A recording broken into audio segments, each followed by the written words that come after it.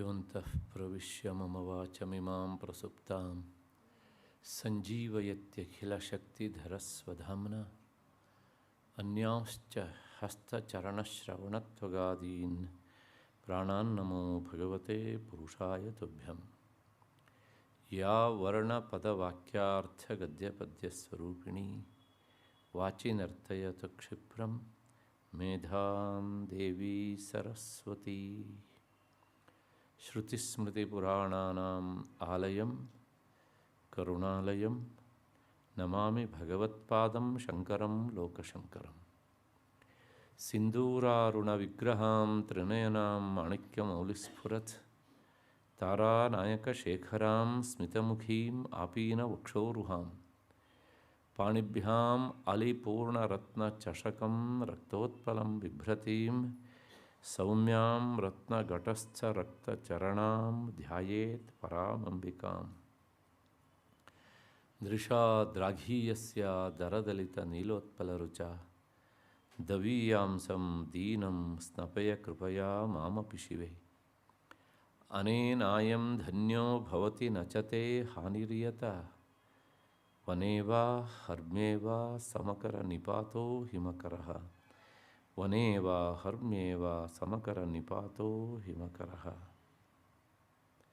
ನನ್ನ ತ್ರಿಶತಿ ನಾಮದ ಬಂಧುಗಳೇ, ಎಲ್ಲ ಹಿರಿಯರೇ, ಈ ಸರಣಿಗೆ ಪ್ರಾಯೋಜಕರಾಗಿ ದತ್ತಿ ನ್ಯಾಸಕರ್ತರಾಗಿ ಸಹಕರಿಸ್ತಿರುವಂತಹ ಎಲ್ಲ ಮಹಾನುಭಾವರೇ, ನನ್ನ ಮತ್ತು ನಿಮ್ಮೆಲ್ಲರ ಹೃನ್ಮಂದಿರವನ್ನು ಬೆಳಗ್ತಾ ಇರುವಂತಹ ಶ್ರೀಮಾತಾ ಎನ್ನುವ ಅಖಂಡ ಚೈತನ್ಯ ಸ್ವರೂಪಿಣಿಗೆ ಅನಂತ ಪ್ರಣಾಮಗಳನ್ನು ಸಲ್ಲಿಸಿ ಈ ದಿನದ ಚಿಂತನೆಗೆ ಮುಂದಾಗ್ತಾ ಇದ್ದೇನೆ. ನಿನ್ನೆ ದಿವಸ ಸ್ವಲ್ಪ ನನ್ನ ಕೆಮ್ಮಿನಿಂದಾಗಿ ನಿಮಗೆ ಶ್ರವಣ ಕ್ರಿಯೆಯಲ್ಲಿ ಅನಾನುಕೂಲವಾಗಿದೆ, ಅದಕ್ಕೆ ಕ್ಷಮೆಯನ್ನು ಕೇಳ್ತಾ ಮತ್ತು ಇಂದಿನ ವಿಷಯವನ್ನು ಪ್ರವೇಶ ಮಾಡೋದಕ್ಕಿಂತ ಮುನ್ನ ಒಂದೆರಡು ವಿಷಯಗಳಿಗೆ ನಾನು ಸ್ಪಷ್ಟತೆಯನ್ನು ನೀಡಬೇಕು. ಮೊನ್ನೆ ದಿವಸ ನನ್ನ ಪೀಠಿಕಾ ಭಾಗದಲ್ಲಿ ನಾನು ಪದೇ ಪದೇ ಹೇಳಿದೆ, ಇದು ಮಂತ್ರಶಾಸ್ತ್ರಕ್ಕೆ ಸಂಬಂಧಪಟ್ಟಿದ್ದು ಅಂತ. ಮಂತ್ರಶಾಸ್ತ್ರದ ಪ್ರಕಾರ ಮಂತ್ರಗಳಲ್ಲದೇ ಇರುವ ಅಕ್ಷರಗಳೇ ಇಲ್ಲ. ಅಮಂತ್ರಮಕ್ಷರಂ ನಾಸ್ತಿ. ಪ್ರತಿಯೊಂದು ಅಕ್ಷರವೂ ಸಹ ಮಂತ್ರವೇ.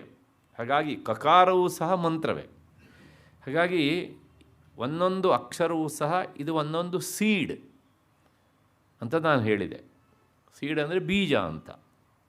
ಕೇಳಿದ್ರು ಒಬ್ಬರು, ಇದನ್ನು ಯಾಕೆ ನೀವು ಬೀಜ ಅಂತ ಹೇಳ್ತೀರಿ, ಯಾಕೆ ಈ ಅಕ್ಷರಗಳನ್ನು ಬೀಜಾಕ್ಷರಗಳು ಅಂತ ಕರಿತೀರಿ, ಯಾಕೆ ಅಂತ ಕೇಳಿದರು. ಅದಕ್ಕೆ ಕಾರಣ ಉಂಟು ಹಾಗೆ ಹೇಳೋದಕ್ಕೆ. ಆ ಕಾರಣ ಊಹೆ ಮಾಡಿದರೆ ನಿಮಗೂ ಸಿಗತ್ತೆ. ಈಗ ನೋಡಿ, ನೀವೇ ಹೇಳಬಹುದು. ತಾತ್ಪರ್ಯ ಇಷ್ಟೇ, ಬೀಜಾಕ್ಷರದಲ್ಲಿ ಕಾರಣ ರೂಪದಿಂದ ಯಾವುದು ಅತ್ಯಂತ ಸಣ್ಣದಾಗಿರುತ್ತೋ ಕಾರ್ಯರೂಪದಿಂದ ಅದೇ ಅತ್ಯಂತ ದೊಡ್ಡದಾಗಿರುತ್ತದೆ. ಇದು ಒಟ್ಟು ಮಾತಿನ ವಿವರಣೆ. ಅದಕ್ಕೆ ಉದಾಹರಣೆ ಕೊಡ್ತೇನೆ. ಒಂದು ಆಲದ ಹಣ್ಣನ್ನು ತೆಗೆದುಕೊಳ್ಳೋಣ. ಅದರೊಳಗೆ ನೂರಾರು ಬೀಜಗಳಿರ್ತವೆ. ಒಂದು ಬೀಜವನ್ನು ಒಡೆಯೋಣ, ನಮ್ಮ ಕಣ್ಣಿಗೆ ಏನಾದರೂ ಕಾಣಿಸುತ್ತಾ? ಕಾಣಿಸೋದಿಲ್ಲ. ಅದನ್ನು ಭೂಮಿಯಲ್ಲಿ ಬಿತ್ತಿದರೆ, ನೆಟ್ಟರೆ ಕೆಲವು ದಿನಗಳಲ್ಲಿ ಮೊಳಕೆಯಾಗತ್ತೆ. ಅದಾದ ಮೇಲೆ ಚಿಗುರತ್ತೆ. ಅದಾದ ಮೇಲೆ 2 ಎಲೆಗಳಾಗಿ ಗಿಡವಾಗತ್ತೆ, ಮುಂದೆ ಹೆಮ್ಮರವಾಗಿ ಬೆಳೆಯುತ್ತೆ. ಈಗ ನಂದೊಂದು ಪ್ರಶ್ನೆ, ಈ ಬೀಜದಲ್ಲಿ ಮೊದಲೇ ಆಲದ ಮರ ಇತ್ತ ಅಥವಾ ಇಲ್ವ? ಉತ್ತರ ಹೇಳಬೇಕು. ಇತ್ತು. ಇದ್ದರೆ ಯಾಕೆ ಕಣ್ಣಿಗೆ ಕಾಣಲಿಲ್ಲ?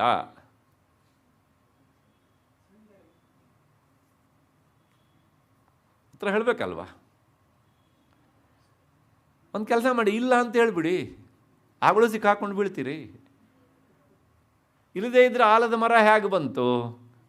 ಅಭಾವದಿಂದ ಯಾವ್ದಾದ್ರು ಹುಟ್ಟತ್ತಾ? ಇಲ್ಲ ಅಲ್ವಾ? ಯಾಕೆ ಸೀಡ್ ಅಂತ ಹೇಳ್ತಾರೆ ಗೊತ್ತಾಯ್ತಲ್ಲ? ಉತ್ತರ ಬಂತು ನಿಮ್ಮ ಪ್ರಶ್ನೆಗೆ ಪ್ರಾಯಶಃ. ಕೇಳಿದವರು ಇಲ್ಲೇ ಇದ್ದಾರೆ. ಕಾರಣ ಇಷ್ಟೇ, ನೀವು ಬೀಜ ರೂಪದಲ್ಲ ಇದ್ದಾಗ ನಮ್ಮ ಕಣ್ಣಿಗೆ ಏನೂ ಗೋಚರಿಸೋದಿಲ್ಲ. ಅಂದ ಮಾತ್ರಕ್ಕೆ ಅಲ್ಲಿ ಏನೂ ಇಲ್ಲ ಎನ್ನುವಂಥ ತೀರ್ಮಾನಕ್ಕೆ ಬರೋದಕ್ಕೆ ಆಗೋದಿಲ್ಲ. ಹಾಗೆ ತೀರ್ಮಾನಕ್ಕೆ ಬಂದರೆ ನಮ್ಮಷ್ಟು ದಡ್ರು ಬೇರೆಯವರಿಲ್ಲ. ತಾತ್ಪರ್ಯ ಅಷ್ಟೇ, ಕಾಣಿಸದೇ ಇರುವುದು ಇಲ್ಲ ಎನ್ನುವ ತೀರ್ಮಾನಕ್ಕೆ ಬರೋದಕ್ಕೆ ಆಗೋದಿಲ್ಲ. ಹಾಗೆ ನೀವು ಇಲ್ಲ ಅಂತ ಹೇಳಿದರೆ ಕೆಲವು ವರ್ಷಗಳಲ್ಲಿ ಹೆಮ್ಮರ ಆಯ್ತಲ್ಲ,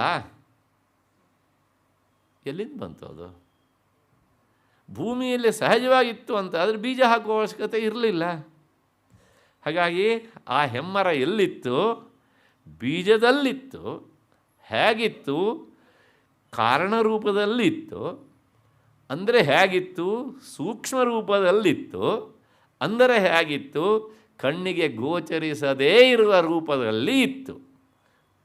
ಹಾಗೆಯೇ ಈ ಒಂದೊಂದು ಅಕ್ಷರದಲ್ಲೂ ಸಹ ಜಗನ್ಮಾತೆಗೆ ಸಂಬಂಧಪಟ್ಟಂಥ ವಿಸ್ತೃತವಾದ ವಿಚಾರಗಳು ಬೀಜ ರೂಪದಲ್ಲಿ, ಸೂಕ್ಷ್ಮ ರೂಪದಲ್ಲಿ ಇವೆ. ಹಾಗಾಗಿ ಎತ್ಕೊಳ್ತಾನೆ ಮೊದಲನೇ ನಾಮನೇ ಕಕಾರ ರೂಪ ಅಂತ. ಕಕಾರ ರೂಪ ಅಂತಂದರೆ ಅವಳು ಕಕಾರದಿಂದ ವಾಚ್ಯಳು ಹೌದು. ಅಲ್ಲೇ ಒಂದು ಉದಾಹರಣೆ ಕೊಡ್ತೇನೆ. ಕಕಾರದಿಂದ ಹೇಳಲು ಪಡುವವಳು, ಅದಕ್ಕೋಸ್ಕರ ಮೊದಲು ಕಕಾರ ಹೇಳ್ತಾರೆ. ಇಡೀ ವ್ಯಂಜನಗಳ ಸಮುದಾಯದಲ್ಲಿ ವರ್ಣಮಾಲೆಯಲ್ಲಿ 2 ವಿಭಾಗ ಇದೆ, ಸ್ವರಗಳು ಮತ್ತು ವ್ಯಂಜನಗಳು. ವ್ಯಂಜನ ವಿಭಾಗದಲ್ಲಿ ಮೊದಲ ಅಕ್ಷರ ಯಾವುದು? ಕಕಾರ ಅಲ್ವಾ? ಹಾಗೆಯೇ ಈ ವ್ಯಂಜನಾಕ್ಷರಗಳಲ್ಲಿ ಕಕಾರ ಹೇಗೆ ಮೊದಲೋ, ಎಲ್ಲ ಮಂತ್ರಾಕ್ಷರಗಳಲ್ಲೂ ಸಹ ಕಕಾರ ಮೊದಲಾದ್ದರಿಂದ ಅವಳು ಕಕಾರ ವಾಚ್ಯಳು. ಆದ್ದರಿಂದ ಕಕಾರ ರೂಪ. ಆ ಕಕಾರ ರೂಪ ಹೇಗೆ ಅನ್ನೋದನ್ನು ಈ 6 ನಾಮಗಳಿಂದ ನಿನ್ನೆವರೆಗೆ ನಾವು ನೋಡಿದ್ದೇವೆ.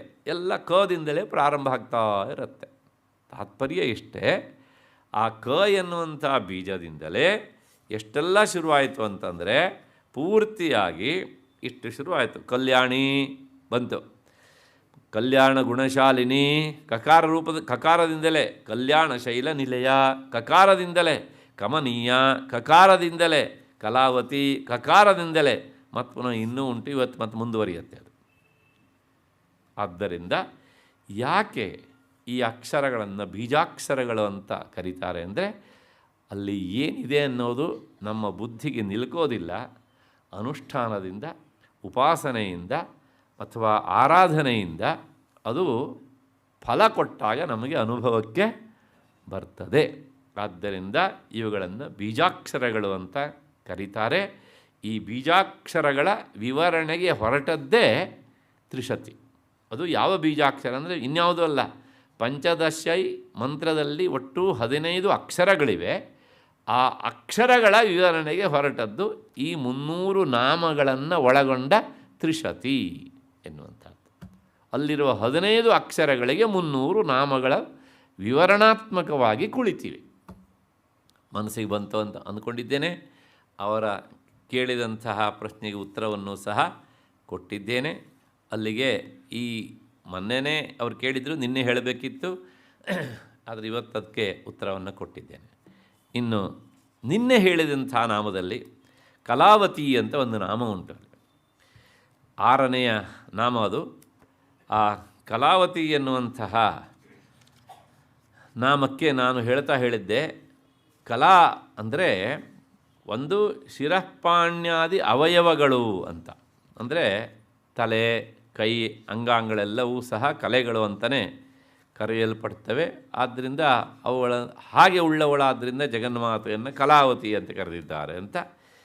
2ನೇದು ಚತುಷ್ಷಷ್ಟಿ ಕಲಾ ವಿದ್ಯಾರೂಪ ಅಂತ ಹೇಳಿದ್ದೆ ನಾನು.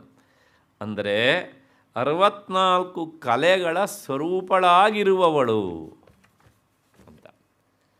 ಕಲಾ ಅನ್ನೋದಕ್ಕೆ ಎರಡು ಅರ್ಥ. ಒಂದು ಕಲೆ, ಚಂದ್ರನ ಕಲೆ ಉಂಟಲ್ಲ ಅದು ಅಂತ ಅರ್ಥವೂ ಉಂಟು, ಇನ್ನೊಂದು ವಿದ್ಯಾ ಎನ್ನುವಂಥ ಅರ್ಥವೂ ಉಂಟು. ನಾನು ಹೇಳಿರಲಿಲ್ಲ ಅಂತ ಹೇಳಿದೆ, ಯಾರೋ ಮತ್ತೆ ಪುನಃ ನನ್ನನ್ನು ಹಿಡಿದ್ರು ಹೋಗಬೇಕಿದೆ, ಅದನ್ನು ಹೇಳಿಬಿಡ್ರಿ ಹೀಗೆ ಅಂತ. ಅಲ್ಲ, ನೆನಪಿರೋದು ಕಷ್ಟ ಅಂತ ಅಂದೆ ನಾನು. ಅದು ಏನಾರೋ ಆಗೋಲ್ಲ, ಒಂದ್ಸಲ ಕೇಳಿಬಿಡ್ತೇವೆ ಹೀಗೆ ಅಂತ.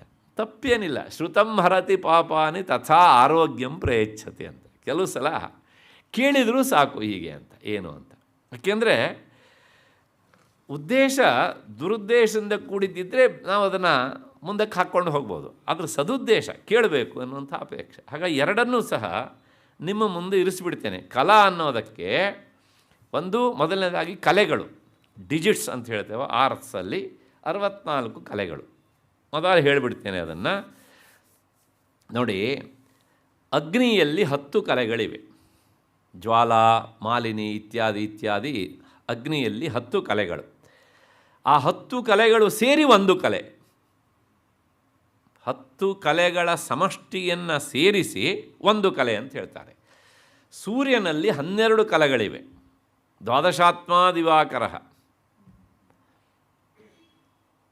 12 ಕಲೆಗಳು ಅಂದರೆ ಹೇಗೆ? ಸೂರ್ಯ ಒಂದೊಂದು ತಿಂಗಳು ಒಂದೊಂದು ರಾಶಿಯಲ್ಲಿ ಇರ್ತಾನೆ. ಆ ರಾಶಿಯಲ್ಲಿ ಅವನು ಒಂದೊಂದು ರಾಶಿಯಲ್ಲಿದ್ದಾಗ ಅವನಿಗೆ ಒಂದೊಂದು ಹೆಸರು. ಈ ಉದಾಹರಣೆಗೆ ಮೇಷ ರಾಶಿಯಲ್ಲಿದ್ದರೆ ಮೇಷ ಮಾಸ ಅಂತ ಹೇಳ್ತೇವೆ. ಆ ರಾಶಿಯಲ್ಲಿ ಇದ್ದದ್ರಿಂದ ಅವನು ಬೇರೆ ಅಷ್ಟೇ, ಒಬ್ಬನೇ ಅವನು. ಆ ರಾಶಿಯಲ್ಲಿ ಇದ್ದದ್ರಿಂದ ಅವನು ಬೇರೆ. ಇನ್ನು ವೃಷಭ ರಾಶಿಯಲ್ಲಿದ್ದರೆ ಆ ವೃಷಭ ರಾಶಿಯಲ್ಲಿದ್ದಾಗ ಅವನು ಮೇಷ ರಾಶಿಯಲ್ಲಿರುವ ಸೂರ್ಯನಿಗಿಂತ ಬೇರೆ. ಹೀಗೆ ಲೆಕ್ಕ ಹಾಕ್ಕೊಂಡು ಹೋದರೆ ಆ 12 ಏನು ಸೂರ್ಯರಿದ್ದಾರಲ್ಲ ಆ ಕಲೆಗಳೆಲ್ಲ ಸೇರಿ ಒಂದು ಕಲೆ. ಅಲ್ಲಿಗೆ ಎಷ್ಟಾಯ್ತು ಇವಾಗ? 2 ಆಯಿತು. ಮುಂದೆ ಚಂದ್ರನ ಕಲೆ 16 ಹೇಳಿದ್ದೇನೆ, ನಿನ್ನೇನು ಸಹ ಹೇಳಿದ್ದೇನೆ, ಈಗಲೂ ಹೇಳಿದ್ದೇನೆ. ಚಂದ್ರನಲ್ಲಿ 16 ಕಲೆಗಳು.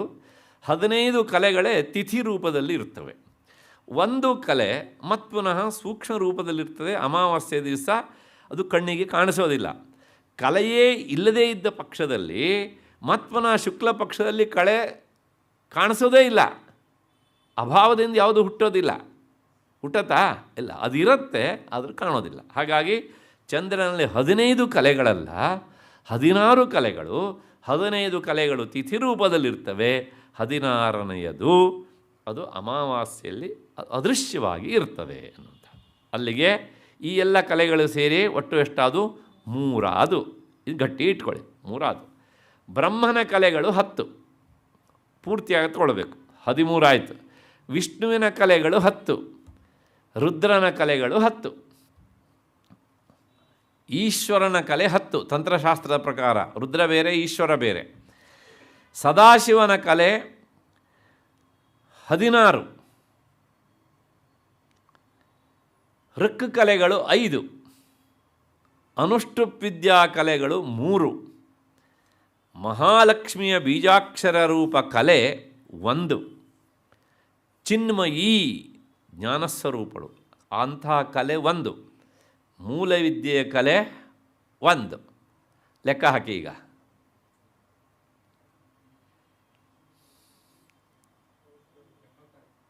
ಸಾಧ್ಯ ಇಲ್ಲ, ಎಲ್ಲ ವ್ಯತ್ಯಾಸ ಆಗಿದೆ.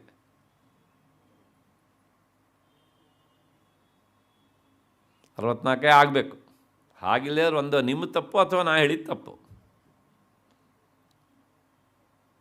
ಇನ್ನೊಂದು ಸಲ ಹೇಳ್ತೇನೆ, ಕೇಳ್ಕೊಳ್ಳಿ, ಸ್ಪಷ್ಟ ಆಗುತ್ತೆ ಅವಾಗ.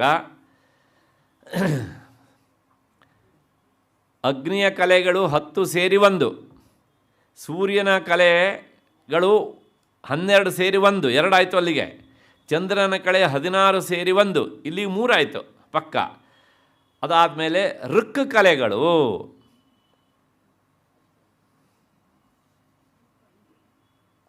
ಋಕ್ ಕಲೆಗಳು 5 ಅಲ್ವಾ? ಹಾಂ. ಅನುಷ್ಠುಪ್ ವಿದ್ಯಾ ಕಲೆಗಳು 3, ಸಾರಿ ಅದಕ್ಕೂ ಹಿಂದೆ ಬಿಟ್ಟೆ. ಬ್ರಹ್ಮನ ಕಲೆ 10, ವಿಷ್ಣುವಿನ ಕಲೆ 10, ರುದ್ರನ ಕಲೆ 10, ಈಶ್ವರನ ಕಲೆ 4, ಇಲ್ಲ 10 ಅಲ್ಲ 4, ಸಾರಿ 10 ಹೇಳಿದ್ದಿದ್ರೆ ಅದೇ, ಸಾರಿ, ಹೌದು, ಎಸ್. ಸದಾಶಿವನ ಕಲೆ 16. ಇವಾಗ ಸರಿ ಹೋಯ್ತು ನೋಡಿ. ಅನುಷ್ಠುಪ್ ಕಲೆಗಳು, ವಿದ್ಯಾಕಲೆಗಳು 3. ಮಹಾಲಕ್ಷ್ಮಿಯ ಬೀಜಾಕ್ಷರ ಕಲೆ 1, ಚಿನ್ಮಯಿ ಕಲೆ 1. ಮತ್ತು ವ್ಯತ್ಯಾಸವಾ?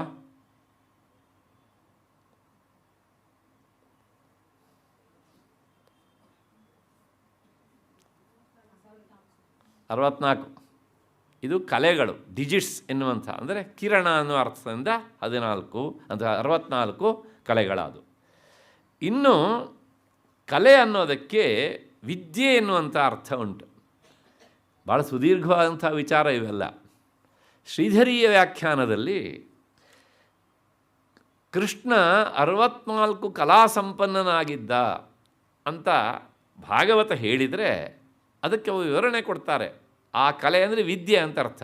ಅಂದರೆ 64 ವಿದ್ಯೆ, ಆಮೇಲೆ ಹೇಳ್ತಾರಲ್ಲ 64 ವಿದ್ಯೆಗಳಲ್ಲಿ ಪರಿಣತ ಅಂತ. ಇವತ್ತು ನಿಂದಾರ್ಥದಲ್ಲಿ ನಾವು ಹೇಳ್ತೇವೆ ಅದನ್ನು. ಆದರೆ 64 ಕಲಾ ಸಂಪನ್ನ. ಅಂತಹ ಕಲೆಗಳು ದೇವಿಯಲ್ಲೂ ಇದ್ದದ್ರಿಂದ ಅವಳು ಚತುಷ್ಷಷ್ಟಿ ಕಲಾಮಯಿ. ಯಾವ್ಯಾವುದು ಅಂತಂದರೆ ಲೆಕ್ಕ ಹಾಕ್ಕೊಂಡು ಹೋಗಿ, ಒಂದು ಸಲ ಹೇಳೋದಕ್ಕೆ ಸುಮಾರು ಹೊತ್ತು ಬೇಕು. ಗೀತ ಹಾಡೋದು ಅಂದರೆ ಇದರೊಳಗೆ ಎಷ್ಟು ಸೇರುತ್ತೋ ಅಂದರೆ ವಾದ್ಯ, ವೇಣು, ಮೃದಂಗ ಮುಂತಾದವು. 2ನೇದು ಇದು ವಾದ್ಯ. ಗೀತ 1, ವಾದ್ಯದಲ್ಲಿ ಒಟ್ಟು 3, 2 ಆಯಿತು ಅಲ್ಲಿಗೆ. ನೃತ್ಯ 3ನೇದು, ನಾಟ್ಯ 4, ಆಲೇಖ್ಯ ಚಿತ್ರರಚನೆ, ಅದಾದ ಮೇಲೆ ವಿಶೇಷಕ ಛೇದ್ಯ ಅಂದರೆ ನಾನಾ ವಿಧ ತಿಲಕ ರಚನೆ, 7ನೇದು ತಂಡುಲ ಕುಸುಮ ಬಲಿವಿಕಾರ, ಪೂಜಾ ಪ್ರಯೋಜನಗಳಾದ ಅಕ್ಷತೆ ಪುಷ್ಪಗಳಿಂದ ನಾನಾ ರಚನೆ. ಈ ಹೂವುಗಳಿಂದಲೇ ಅಕ್ಷತೆಗಳಿಂದಲೇ ಡಿಸೈನ್ ಬಿಡಿಸ್ತಾರಲ್ಲ, ಇದು ಒಂದು ವಿದ್ಯೆ. 8ನೇದು ಪುಷ್ಪಾಸ್ತರಣ, ಹೂವಿನ ಹಾಸಿಗೆ. ಆಸ್ತರಣ ಅಂದರೆ ಮೇಲು ಹೊದಿಕೆ ಅಂತ, ಹೂವಿನ ಹಾಸಿಗೆ. ಅದಾದಮೇಲೆ ದಶನ, ವಸನ, ಅಂಗರಾಗ ಸಭಾರಚನೆ. ದಶನ ಹಲ್ಲುಗಳು, ವಸನ ಬಟ್ಟೆ, ಮತ್ತು ಅಂಗರಾಗ ಸಭಾರಚನೆ. ಅಂಗರಾಗ ಅಂದರೆ ಲೇಪನಗಳು, ಮತ್ತು ಸಭಾರಚನೆ ಡೆಕೋರೇಷನ್ ಮಾಡೋದು. ಇಂಥವಲ್ಲ, ಮನೆ ಒಳಗಡೆಗೆಲ್ಲ ಡೆಕೋರೇಷನ್ ಮಾಡ್ತಾವಲ್ಲ, ಈ ಎಲ್ಲವೂ ಸೇರಿ 1. ಇಲ್ಲಿಗೆ 10 ಆಯಿತು ಅಲ್ವಾ? ನೆಕ್ಸ್ಟ್ 11ನೇದು ಶಯನ ರಚನೆ. ಹಾಸಿಗೆ ಹಾಸುವುದು ಒಂದು ಕಲೆನಂತೆ, ಸತ್ಯ ಅಂತ ಅನಿಸುತ್ತೆ. ಇವತ್ತಿನ ಮಕ್ಕಳಿಗೆ ಹಾಸಿಗೆ ಹಾಸೋದು ಗೊತ್ತಿಲ್ಲ, ಅದನ್ನು ಎತ್ತಿಡೋದು ಗೊತ್ತಿಲ್ಲ. ನೀವು ಕೇಳಿ ನೋಡಿ, ಒಂದು ಒಳ್ಳೆ ಉತ್ತರ ಹೇಳ್ತಾರೆ. ಅದನ್ನು ಯಾಕೆ ಮುಡಿಸ್ಲಿಲ್ವೋ ಅಂತಂದರೆ, ಯಾಕೆ ಮುಡಿಸ್ಬೇಕು ಅದನ್ನು? ಮತ್ತು ರಾತ್ರಿ ಮನಗೋದಕ್ಕೆ ಬೇಕಲ್ವಾ ಅಲ್ವಾ? ಕೆಲವು ಸಲ ಈ ಬ್ರಹ್ಮಚಾರಿ ಕುಟೀರ ಅಂತಿರುತ್ತೆ, ಅವರು ಅಡುಗೆ ಮಾಡ್ಕೊಳ್ತಾರೆ. ಆ ಪಾತ್ರ ಎಲ್ಲ ದಿನ ದಿನ ತೊಳೆಯೋ ಅವಶ್ಯಕತೆ ಇಲ್ಲ. ಅನ್ನ ಮಾಡಿ ಆಯಿತಾ, ಹಾಗೆ ಬಡ್ಚು, ಸಂಜೆ ಅದಕ್ಕೆ ಅಕ್ಕಿ, ಮತ್ತು ಯಾಕೆ ತೊಳಿಬೇಕು? ರಾತ್ರಿ ಅನ್ನ ಮಾಡೋದಕ್ಕೆ ಬೇಕಲ್ಲ. ಟೀ ಮಾಡ್ದ, ಹಾಗೆ ಇಟ್ಟ, ಅದಕ್ಕೆ ಹಿಡ್ಕೊಂಡಿರುತ್ತೆ, ಇರಲಿ, ಅದು ಬೇಯುತ್ತೆ ಬಿಡಿ ಅಲ್ವಾ? ನಾನು ಇದನ್ನು ವಿದ್ಯಾರ್ಥಿನಲ್ಲಿ ಹೀಗಿದ್ದವರನ್ನು ನೋಡಿ ಬಂದಿದ್ದೇನೆ. ಕೆಲವು ಜನರ ರೂಮಿಗೆ ಎಂಟ್ರಾದರೆ ವಾಸನೆ ಹೊಡೆಯುತ್ತೆ, ಇರಲಿ ಬಿಡಿ ಅಂತ. ಹಾಗೆ ಹಾಸಿಗೆ ಎತ್ತೋದಿಲ್ಲ. ಬಟ್ಟೆನೂ ಅಷ್ಟೇ, ವರ್ಷಕ್ಕೊಂದು ಸಲ ತೊಳೆದ್ರೆ ಸಾಕಾಗತ್ತೆ. ಹಾಸಿಗೆನೂ ಅಷ್ಟೇ, ವರ್ಷಕ್ಕೊಂದು ಸಲ ಮಡಚಿಟ್ರೆ ಸಾಕು. ಪಾತ್ರೆನೂ ಅಷ್ಟೇ. ನೋಡೋಕ್ಕಾಗೋಲ್ಲ ಅಂತ ಅಪ್ಪ ಅಮ್ಮ ಯಾರು ಊರಿಂದ ಬಂದರೆ ಹಣೆ ಚೆಚ್ಕೊಂಡು ತೊಳೆದಿಟ್ಟು ಹೋದರೆ ಈ ಸೋಕಾಳು ಮಗನಿಗೆ ಅದು ಸ್ವಚ್ಛವಾಗಿರೋದೇ ದೊಡ್ಡ ಹಿಂಸೆ. ಯಾಕೆ ಹೇಳಿದೆ ಕೇಳಿದರೆ, ಹಾಸಿಗೆಯನ್ನು ಹಾಸುವುದೂ ಸಹ ಒಂದು ಕಲೆ ಹೀಗೆ ಅಂತ. ಶಯನ ರಚನ ಅಂತ. ಆಮೇಲೆ ಉದಕವಾದ್ಯ, ಜಲತರಂಗ, ಇದು 12ನೇದು. ಅಥವಾ ಉದಕ ಘಾತ. ಉದಕ ಘಾತ ಅಂದರೆ ಜಲಸ್ತಂಭನ, ನೀರಿನಲ್ಲಿ ಎಷ್ಟೋ ಹೊತ್ತು ಕುಳಿತಿರೋದು. ಕೆಲವು ಜನರಿಗೆ ಅಯೋಗ್ಯರಿಗೂ ಇಂಥ ವಿದ್ಯೆ ಸಿರುತ್ತೆ. ದುರ್ಯೋಧನ ಕೊನೆಯ ಕಾಲದಲ್ಲಿ ತನ್ನನ್ನು ತಾನು ಬಚಾವ್ ಮಾಡ್ಕೊಳ್ಬೇಕು ಅಂತೇಳಿ ವೈಶಂಪಾಯನ ಸರೋವರದಲ್ಲಿ ಕುಳಿತಿದ್ದವನು ಇದೀ ಜಲಸ್ತಂಭನ ವಿದ್ಯೆಯ ಮೂಲಕ. ಆಯಿತು. ಅದಾದ ಮೇಲೆ 13ನೇದು ಚಿತ್ರಯೋಗ, ನಾನಾ ಆಶ್ಚರ್ಯಗಳನ್ನು ತೋರಿಸುವ ಉಪಾಯಗಳು, ಚಮತ್ಕಾರ. ಈ ಕೆಲಸ ಎಲ್ಲ ನೋಡಿ, ಈ ಕಾರ್ಡ್ಸ್ಗಳನ್ನು ಇಟ್ಕೊಂಡು ಚಮತ್ಕಾರ ತೋರಿಸ್ತಾರೆ. ಆ ಜೋಕರ್ ಅಂತ ಏನೋ ಇರ್ತಾನೆ, ಅವನನ್ನು ಮಾಯ ಮಾಡ್ತೇನೆ ಅಂತಾನೆ, ಮೊದಲು ಅವ್ನು ಕಣ್ಣಿಗೆ ಕಾಣ್ತಾನೆ, ಆಮೇಲೆ ಅಲ್ಲಿ ಇರೋದೇ ಇಲ್ಲ. ಅಥವಾ ಇರುವ ಎಲ್ಲ ಎಲೆಗಳನ್ನು ಜೋಕರನ್ನಾಗಿ ಮಾಡ್ತಾರೆ. ಅದೆಲ್ಲ ಚಮತ್ಕಾರಗಳು. ಅಥವಾ ಹೀಗೆ ಇಲ್ಲಿ ಕಡೆ 4, ಈ ಕಡೆ 4, ಈ ಕಡೆ 4 ಅಂತ ಸ್ಟೋನನ್ನು ಇಟ್ಬಿಟ್ಟು ಆಮೇಲೆ ಇದ್ದಕ್ಕಿದ್ದ ಅವಳ ಸಂಖ್ಯೆ ಸೇರಿಸ್ತಾ ಹೋಗೋದು. ಅದಕ್ಕೆ ಆದರೂ ಸಹ ನೀವು ಎಷ್ಟು ಎಣಿಸಿದ್ರೆ ಅವು ಮೊದಲು ಎಷ್ಟಿದ್ದಾವೆ ಅಷ್ಟೇ ಬರ್ತವೆ ಈಗ ಅಂತ. ಹೀಗೆ ಆಶ್ಚರ್ಯಗಳನ್ನು ತೋರಿಸೋ ಉಪಾಯಗಳು. ಅದಾದಮೇಲೆ 14ನೇದು ಮಾಲಾಗ್ರಥನ, ಬಗೆಬಗೆಯ ಹಾರಗಳ ರಚನೆ. ಇವತ್ತು ನಾವು ಇದನ್ನು ಪ್ರತ್ಯಕ್ಷ ಕಾಣ್ತೇವೆ ಹೀಗೆ ಅಂತ. ಅದಾದಮೇಲೆ ರೇಖಾಪೀಡ ಯೋಜನ. ರೇಖಾಪೀಡ ಯೋಜನೆ ಅಂದರೆ ಶೇಖರಾಪೀಡ ಯೋಜನ. ಶೇಖರಾಪೀಡ ಯೋಜನೆ ಅಂದರೆ ಇವತ್ತು ನಾವು ನೋಡ್ತೇವೆ, ತಲೆಗೆ ಗಂಟನ್ನು ಹಾಕಿ ನಾನಾ ರೀತಿಯಾಗಿ ಅಲಂಕಾರ ಮಾಡುವಂಥದ್ದು. ಯಾವುದೋ ಅವ್ರ ಒರಿಜಿನಲ್ ಕೂದಲಲ್ಲ ಅದು, ಆದರೂ ಸಹ ಅವರಿದ್ದೇ ಕೂದಲು ಅನ್ನೋ ಹಾಗೆ ಅಲಂಕಾರ ಮಾಡ್ತಾರಲ್ಲ ಹಾಗೆ. ಅದಾದ ಮೇಲೆ ನೇಪಥ್ಯ ಪ್ರಯೋಗ. ನೇಪಥ್ಯ ಪ್ರಯೋಗ ಅಂದರೆ ವೇಷ ಹಾಕೋದು, ಥರದ ವೇಷ. ನಾವು ಯಕ್ಷಗಾನದಲ್ಲಿ, ನಾಟಕದಲ್ಲಿ ಎಲ್ಲ ನೋಡ್ತೇವೆ. ಅದೂ ಸಹ ಒಂದು ಕಲೆ. ಆಮೇಲೆ ಪತ್ರಭಂಗ, ಪತ್ರಾಕಾರದ ಆಭರಣಗಳಿಂದ ಕಿವಿಯನ್ನು ಅಲಂಕರಿಸುವುದು. ಇದೆಲ್ಲ ಅವತ್ತೇ ಇತ್ತು. ಇವತ್ತು ನೋಡಿ ಕೆಲವು ಸಲ ಈ ಅಶ್ವತ್ಥ ಎಲೆಯ ಆಕಾರದ ಓಲೆಗಳು, ಮತ್ತು ಮುಂದುವರೆದು ಸೈಕಲ್ ಚಕ್ರದ ಓಲೆಗಳು, ಇನ್ನು ಮೋಟ್ರ್ ಸೈಕಲ್ಲು ಮತ್ತು ಮೋಟಾರು ವಾಹನದ ಆಕಾರದ ಅಲಂಕಾರಗಳನ್ನು ಬರೋದು ಬಾಕಿ ಇದೆ ಹೀಗೆ ಅಂತ. ಏನಿದ್ರು ಅದನ್ನು ಮಾಡ್ತಾರಲ್ಲ, ಅದೊಂದೇನು ಕಲೆ ಹೀಗೆ ಅಂತ. ಅದಾದಮೇಲೆ ಸುಗಂಧಯುಕ್ತಿ 18ನೇದು, ಪರಿಮಳ ದ್ರವ್ಯವನ್ನು ಸಿದ್ಧಪಡಿಸೋದು ಹೀಗೆ ಅಂತ. 19ನೇದು ಭೂಷಣ ಯೋಜನ, ಅಂದರೆ ಅವಯವಗಳಿಗೆ ತಕ್ಕಂತೆ ಆಭರಣ ತೊಡಿಸುವಿಕೆ. ಅವಯವಗಳಿಗೆ ತಕ್ಕಂತೆ ಆಭರಣ ತೊಡಿಸುವಿಕೆ ಅಂದರೆ ನೆಕ್ಲೆಸನ್ನು ಕತ್ತಿಗೆ ಹಾಕಬೇಕೆ ಅಷ್ಟೇ ಹೊರತು ಸೊಂಟಕ್ಕೆ ಹಾಕ್ಕೊಳ್ಬಾರ್ದು. ಬಳೆಯನ್ನು ಕೈಗೆ ಹಾಕ್ಕೊಳ್ಬೇಕೆ ಅಷ್ಟೇ ಹೊರತು ಬೆರಳಿ ಹಾಕ್ಕೊಳ್ಳಿಕ್ಕೆ ಹೋಗಬಾರ್ದು. ಆ ಅವಯವಗಳಿಗೆ ತಕ್ಕ ಹಾಗೆ ಆಭರಣಗಳನ್ನು ಜೋಡಿಸುವುದು. ಅವರವರು ತಲೆಗೆ ಸರಿಯಾಗಿ ಟೊಪ್ಪಿಯನ್ನು ಹೊಲಿಯೋದು, ಅಂದರೆ ಸೀವನ ಮಾಡೋದು ಅಂತ ಅಲ್ವಾ. ಹಾಗೆ ಅವನ ದೇಹಕ್ಕೆ ಎಷ್ಟು ಬೇಕೋ ಅಷ್ಟು ಸರಿಯಾದ ಅಂಗಿಯನ್ನು ಅಥವಾ ಬಟ್ಟೆಯನ್ನು ಹಾಕ್ಕೊಳ್ಳೋದು. ಮತ್ತು ಕೆಲವು ಜನರಿಗೆ ಅವ್ರ ದೇಹದ ಆಕಾರವೇ ಗೊತ್ತಿರೋದಿಲ್ಲ, ಹಾಗಾಗಿ ಶ್ರೀಮಂತರಾದರೂ ತುಂಬ ಬಡವರಾಗಿರ್ತಾರೆ. ನಾನು ಏನು ಹೇಳಿದೆ ಅಂತ ಗೊತ್ತಾಯಿತು ಅಂತ ಅಂದ್ಕೊಂಡಿದ್ದೇನೆ. ಅದು ದುರ್ದೈವ. ಯಾಕೆಂದರೆ ನನ್ನ ದೇಹ ಹೀಗುಂಟು, ಇದನ್ನು ಮುಚ್ಚೋದಕ್ಕೆ ಇಷ್ಟು ಬಟ್ಟೆಯೂ ಬೇಕು ಅಂತ ಗೊತ್ತಾಗದೇ ಇದ್ದರೆ ಅವ್ರನ್ನ ಏನು ಹೇಳಬೇಕು? ಶ್ರೀಮಂತ ಬಡವರು ಅಂತ ಹೇಳಬೇಕಲ್ವಾ. ಹಾಗಾಗಿ ಎಷ್ಟೆಷ್ಟು ಸಾಧ್ಯವೋ ಅಷ್ಟಷ್ಟು ಎಕ್ಸಿಬಿಟ್ ಮಾಡೋದಪ್ಪ. ಹಾಗಾಗಿ ಇಂತಹ ಈ ಒಂದು ಕಲೆ ಮತ್ತು ಆಭರಣ ತೊಡಿಸುವಿಕೆ, ಐಂದ್ರಜಾಲಿಕ ಯಕ್ಷಿಣಿ ವಿದ್ಯೆ, ಮಾಯ ಮಾಡೋದು ಭಾಳ ಅದ್ಭುತವಾದಂಥ ವಿದ್ಯೆ. ಮೊನ್ನೆ ಯಾವುದೋ ಒಂದು ನೋಡ್ತಾ ಇದ್ದೆ ನಾನು. ಅವನು ಇದ್ದಕ್ಕಿದ್ದಾಗೇ ಅವನ ತಲೆಯನ್ನು ಕಿತ್ತಾಕ್ಬಿಡ್ತಾನೆ. ತಲೆ ಬೇರೆ ಕೈಲಿ ಇಟ್ಕೊಂಡಿದ್ದಾನೆ, ಮತ್ತೆ ಪುನಃ ಅಲ್ಲೇ ಇಡ್ತಾನೆ, ಬದುಕ್ತಾನೆ. ನಿಮಗೆ ಗೊತ್ತು, ಹಿಂದೆ ನಮ್ಮ ದೇಶದಲ್ಲೇ ಪ್ರಚಂಡವಾದಂತಹ ಯಕ್ಷಿಣಿ ವಿದ್ಯೆ ಬಲ್ಲಂತಹ ಇವರೆಲ್ಲ ಇದ್ದರು, ಸಾಕಷ್ಟು ಜನ. ಬೆಂಗಳೂರಲ್ಲೇ ನಡೆದಿತ್ತು ಅಂತ ಕೇಳಿದ್ದೇನೆ ನಾನು. ಅವನು ಯಾರೋ PV ಸರ್ಕಾರ್ ಅವನ ಹೆಸರು ಹಾಗೆ ಅಂತ. ಅವನು ನನ್ನನ್ನು ಬಾಕ್ಸೆಲ್ಲ ಹಾಕ್ಬಿಟ್ಟು ಬಿಸಾಡಿ ನೀವು ಅಂತ ಟೌನ್ ಹಾಲಲ್ಲಿ ಚಾಲೆಂಜ್ ಮಾಡಿದ್ದಂತೆ ಹೀಗೆ ಅಂತ. ಅದಾದಮೇಲೆ ತಗೊಂಡೋಗಿ ಎಲ್ಲ ಬಿಸಾಡಿದರೆ ಅವನು ಮೆರವಣಿಗೆಯಲ್ಲಿ ಬರ್ತಾ ಇದ್ದಂತೆ ಟೌನ್ ಹಾಲ್ ಎದುರುಗಡೆ ಹೀಗೆ ಅಂತ. ಹಾಗಾಗಿ ಯಕ್ಷಿಣಿ ವಿದ್ಯೆ ಅಂದರೆ ಇದು ಕಣ್ಣು ಕಟ್ಟು ವಿದ್ಯೆ. ಇನ್ನೂ ನೋಡ್ತೀರಿ ನೀವು, ಕಣ್ಣಿಗೆ ಈ ಗೋಧಿ ಹಿಟ್ಟನ್ನು ಹಾಕ್ಕೊಂಡು ಲೇಪಿಸಿಕೊಂಡು ಬಟ್ಟೆ ಕಟ್ಕೊಂಡು ಬೈಕ್ ಹೊಡೆಯೋದು ಅಲ್ಲ, ಇದೆಲ್ಲ ಯಕ್ಷಿಣಿ ವಿದ್ಯೆ ಒಂದು ಅವಯಗಳು. ಹೀಗೆ ಅಂದ್ರಜಾಲಕ್ಕೆ ವಿದ್ಯೆ. ಮತ್ತು ಕೌಚುಮಾರ ಯೋಗ, ಇದು 21ನೆಯ ವಿದ್ಯೆ. ಕುಚುಮಾರನು ಹೇಳಿದ ಯುಕ್ತಿ ವಿದ್ಯೆ, ಅದು ಏನು ಹೇಳಿದ್ನೋ ಗೊತ್ತಿಲ್ಲ, ಹಾಗಾಗಿ ಅದು ಕೌಚುಮಾರ ವಿದ್ಯೆ ಅಂತಲೇ ಕರೀತಾರೆ. 22ನೇದು ಹಸ್ತಲಾಘವ, ಅಂದರೆ ಈ ಕೈಗಳನ್ನು ಆಡಿಸುವುದರಿಂದ ವಿವಿಧ ಚಿತ್ರಗಳನ್ನು ತೋರಿಸುವುದು. ನಾವು ಇವತ್ತು ನೋಡ್ತೇವೆ ನೆರಳಿನ ಆಟ ಅಂತ, ಅದೆಲ್ಲ ಒಂದೇ ಪ್ರಸಿದ್ಧವಾದಂಥದ್ದು, ಹೊಸ್ತೇನೂ ಇಲ್ಲವೇ ಇಲ್ಲ.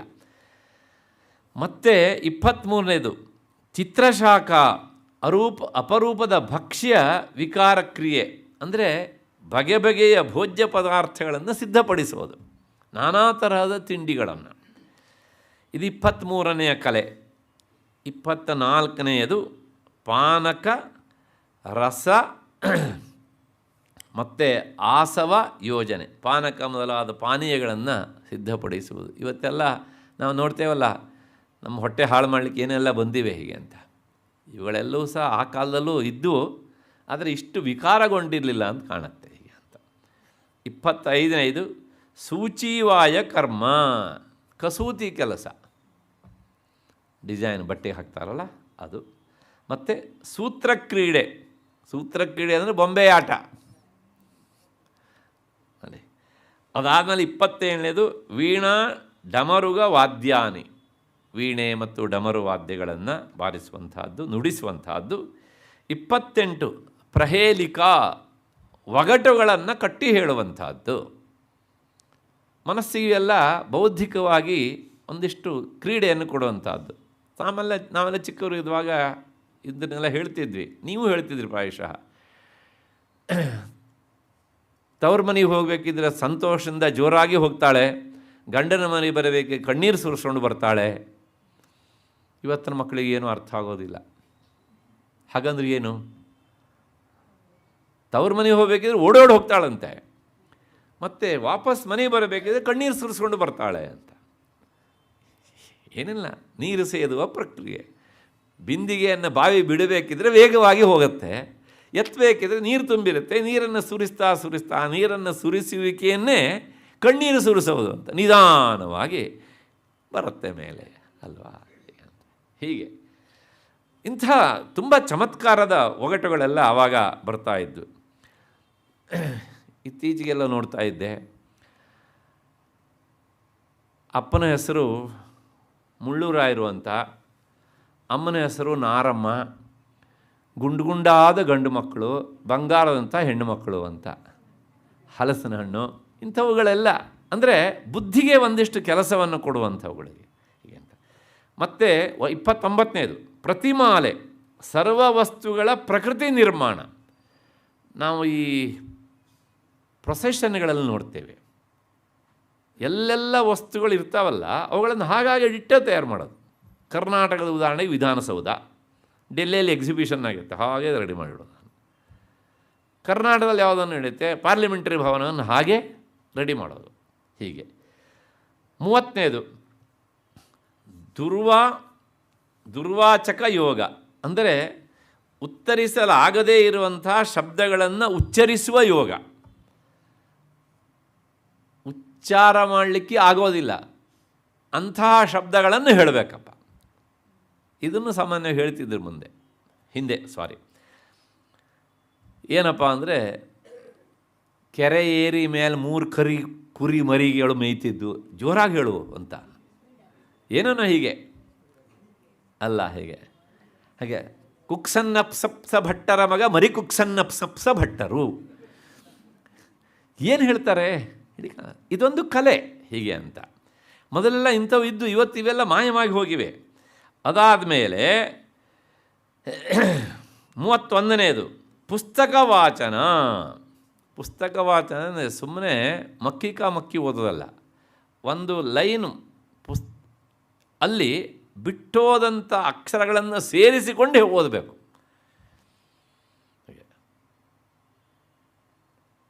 ಈಗ ಪುಸ್ತಕ ವಾಚನ ಅಂತಲೇ ಇರುತ್ತೆ, ಪುಸ್ತಕ ಚನ ಅಂತ ಇದ್ದುಬಿಡುತ್ತೆ, ಆಗ ಪುಸ್ತಕ ವಾಚನ. ಹೀಗೆ ಸೇರಿಸಿಕೊಂಡು ಶೀಘ್ರವಾಗಿ ಓದುವಂತಹದ್ದು. 32ನೇದು ನಾಟಕಾಖ್ಯಾಯಿಕಾ ದರ್ಶನ, ನಾಟಕ ಆಖ್ಯಾಯಿಗಳನ್ನು ಪ್ರದರ್ಶನ ಮಾಡುವಂಥದ್ದು. ಕಾವ್ಯ ಸಮಸ್ಯಾಪೂರಣ, ಯಾವುದೋ ಒಂದು ಕಾವ್ಯದ ಶ್ಲೋಕವನ್ನು ಅರ್ಧ ಹೇಳೋದು, ತಕ್ಷಣ ಪೂರ್ತಿ ಮಾಡಬೇಕು. ಹಿಂದೆ ನಾನು ಹೇಳಿದ್ದೆ ಅದನ್ನು. ವಾಸಿಷ್ಠ ಗಣಪತಿ ಮುನಿಗಳು ಅಂತ ಅದ್ಭುತ ವ್ಯಕ್ತಿಗಳಿದ್ದರು, ಕಾವ್ಯಕಂಠ ಅಂತಲೇ ಅವರ ಬಿರುದು ಹೀಗೆ ಅಂತ. ಅವರು ಬಂಗಾಲಕ್ಕೆ ಹೋದಾಗ ಅವರಿಗೊಂದು ಸಮಸ್ಯೆ ಕೊಟ್ಟಿದ್ರಂತೆ, ಪಿಪೀಲಿಕಾ ಚುಂಬತಿ ಚಂದ್ರಬಿಂಬಂ ಅಂತ. ಇರುವೆಗಳು ಚಂದ್ರಬಿಂಬವನ್ನು ಚುಂಬಿಸ್ತಾ ಇವೆ ಅಂತ ಅದರ ಅರ್ಥ. ಇದನ್ನು ಪೂರ್ತಿ ಮಾಡಬೇಕು, ಹೇಗೆ ಅಂತ ಹೇಳಬೇಕು ಅದರೊಳಗೆ. ಇರುವೆಗಳಲ್ಲಿ ಇರೋದು ಭೂಲೋಕದಲ್ಲಿ, ಚಂದ್ರ ಇರೋದು ಅಲ್ಲಿ. ಇವು ಅಲ್ಲಿ ಹೋಗೋದಾದರೂ ಹೇಗೆ, ಅವನನ್ನು ಚುಂಬಿಸೋದಾದರೂ ಹೇಗೆ? ಅಥವಾ ಆ ಚಂದ್ರ ಏನಾದ್ರು ಭೂಮಿ ಬಂದು ಬಿದ್ದಿದ್ನ? ಅದೂ ಇಲ್ಲ. ಹಾಗಿದ್ರೆ ಇವು ಅವನನ್ನು ಚುಂಬಿಸೋದಾದರೂ ಹೇಗೆ ಅಂತ ಪ್ರಶ್ನೆ. ಅದಕ್ಕೆ ಅವರು ಉತ್ತರ ಹೇಳ್ತಾರೆ ತಕ್ಷಣ,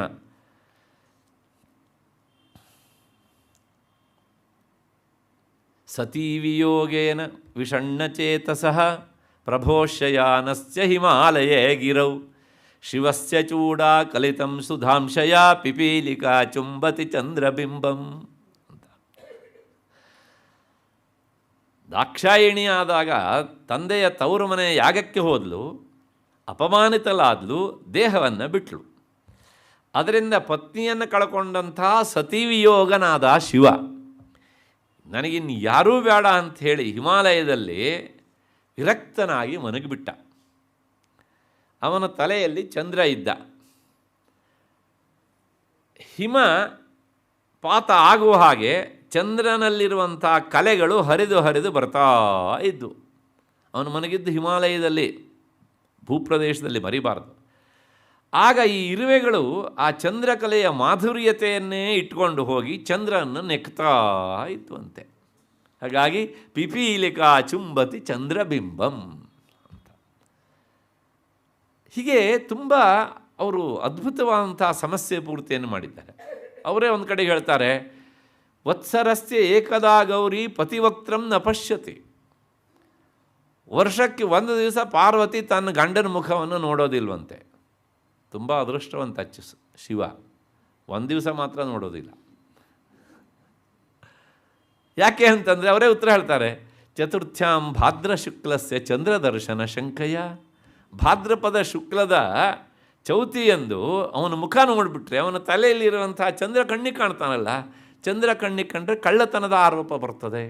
ಅದಕ್ಕೋಸ್ಕರ ಆವತ್ತು ಮೊದಲೇ ಹೇಳ್ಬಿಡ್ತಾಳೆ ಗೌರಿ ತದಿಗೆ ದಿವಸ, ರೀ ನಾಳೆ ದಿವಸ ನಿಮ್ಮ ಮುಖ ನೋಡೋದಿಲ್ಲ ನಾನು ಅಂತ.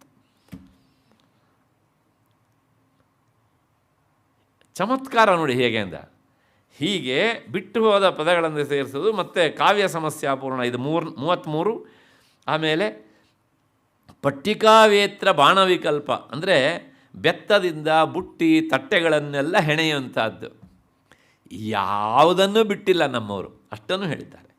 ಅದಾದಮೇಲೆ 35ನೇದು ತಕ್ಷಕರ್ಮಾಣಿ, ಮರಗೆಲಸ, ಬೇರೆ ಬೇರೆ ಬೇರೆ ಬೇರೆ ಮರದ ಕೆಲಸಗಳಿಂದ ಆಕಾರವನ್ನು ರಚಿಸಿದಂಥದ್ದು. ತಕ್ಷಣಂ, ಬಡಗಿ ಕೆಲಸ, ಕಬ್ಬಣವನ್ನು ಬಡಿದು ಮಾಡುವಂಥವನು. 37ನೇದು ವಾಸ್ತುವಿದ್ಯೆ, ಗೃಹ ನಿರ್ಮಾಣ. 38 ರೂಪ್ಯ ರತ್ನ ಪರೀಕ್ಷಾ, ಬೆಳ್ಳಿ ರತ್ನಗಳನ್ನು ಪರೀಕ್ಷಿಸುವಂಥ, ಒರಿಜಿನಲ್ ಎಷ್ಟು ಮೋಸ ಎಷ್ಟು ಅಂತ. ಅದಾದಮೇಲೆ 39 ಧಾತುವಾದ ಅಂದರೆ ಕಲ್ಲು ಮಣ್ಣು ಮೊದಲಾದವುಗಳನ್ನು ಪರಿಶೀಲಿಸುವಂಥದ್ದು. ಈ ಮಣ್ಣಲ್ಲಿ ಸಸ್ಯಗಳು ಬೆಳೆಯುವ ಶಕ್ತಿ ಉಂಟೋ ಇಲ್ವೋ, ಇದು ಒಳ್ಳೆಯ ಕ್ಷೇತ್ರವೋ ಅಥವಾ ಅಪವಿತ್ರವಾದ ಕ್ಷೇತ್ರವೋ, ಮಣ್ಣಿನ ವಾಸನೆಯನ್ನು ನೋಡಿಯೇ ಹೇಳಲಿಕ್ಕೆ ಬರುತ್ತೆ. ಇವತ್ತೂ ಸಹ ಅದನ್ನು ಹೇಳುವವರು ಇದ್ದಾರೆ ಹೀಗಂತ. ಮುಂದೆ 40ನೇದು ಮಣಿರಾಗ ಜ್ಞಾನ, ರತ್ನಗಳಿಗೆ ಬಣ್ಣವನ್ನು ಕೊಡುವಂಥದ್ದು. ಇದು ಒಂದು ವಿದ್ಯೆ. 41 ಆಕರ ಜ್ಞಾನ ಅಂದರೆ ನೋಟದಿಂದಲೇ ಗಣಿಗಳಿರುವ ಭೂಮಿಯನ್ನು ತಿಳಿಯುವಂಥದ್ದು.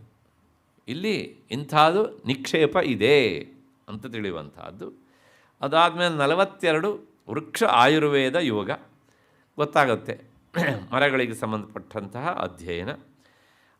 43 ಮೇಷ ಕುಕ್ಕುಟ ಲಾವಯಕ ಯುದ್ಧ ವಿಧಿ ಅಂದರೆ ಈ ಕುರಿ ಕೋಳಿ ಮೊದಲಾದವುಗಳ ಕಾಳಗ. ಮೊದಲೆಲ್ಲ ಹಳ್ಳಿಗಳಲ್ಲಿ ನಡೀತಿತ್ತು, ಪ್ರತಿ ಹುಣ್ಣಿಮೆಗೆ ಈ ಕೋಳಿ ಪಡೆ ಅಂತ ಅಂದ್ಕೊಂಡು ಕೋಳಿಗಳನ್ನು ಅವುಗಳ ಕಾಲಿಗೆ ಕತ್ತಿಯನ್ನು ಕಟ್ಟಿ ಜೂಜನ್ನು ಆಡುವಂಥದ್ದು. ಹಾಗೆ ಕುರಿಗಳ ಜೂಜು ಹೀಗೆ ಅಂತ.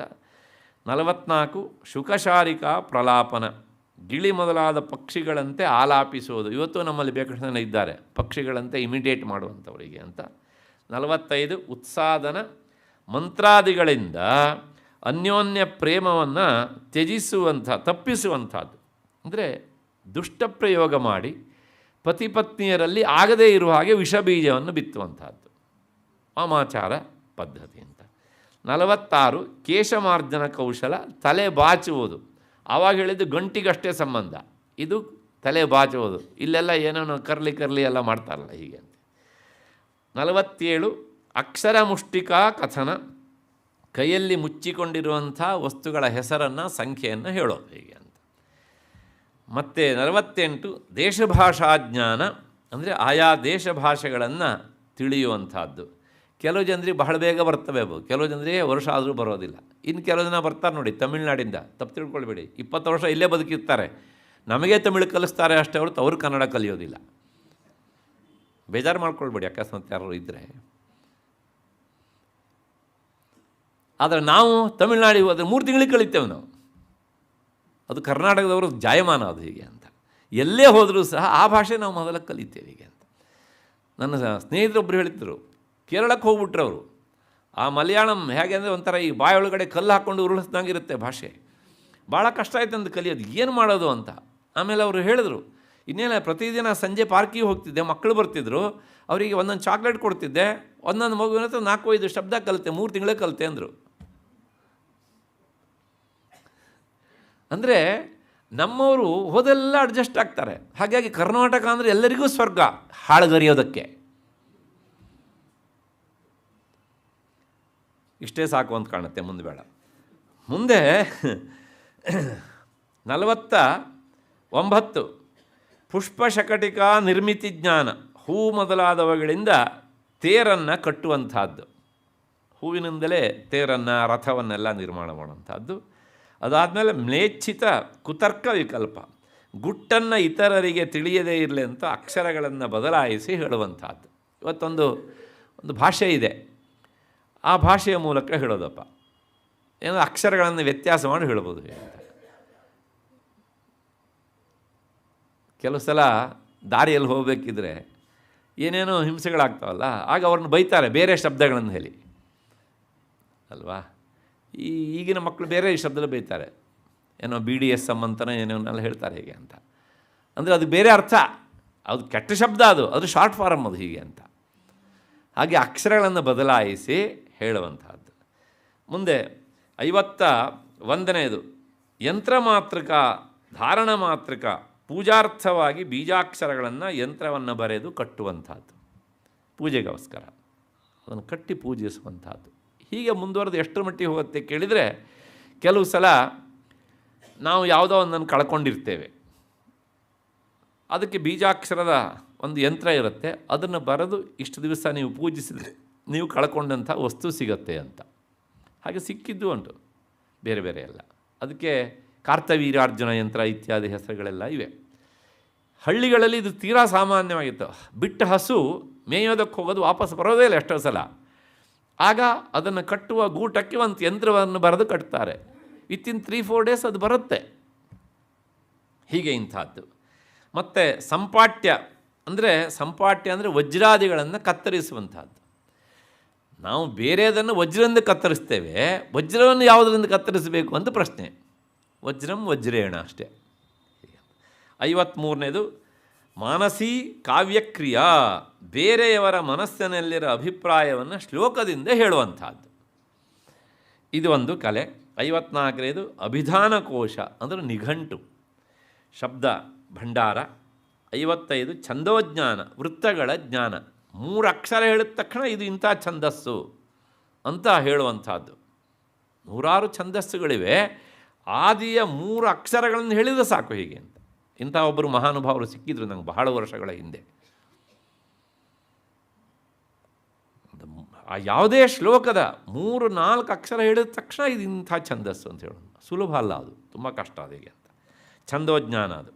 56 ಕ್ರಿಯಾವಿಕಲ್ಪ, ಒಂದೊಂದು ಕೆಲಸವನ್ನು ಅನೇಕ ಯುಕ್ತಿಗಳಿಂದ ಮಾಡುವುದು.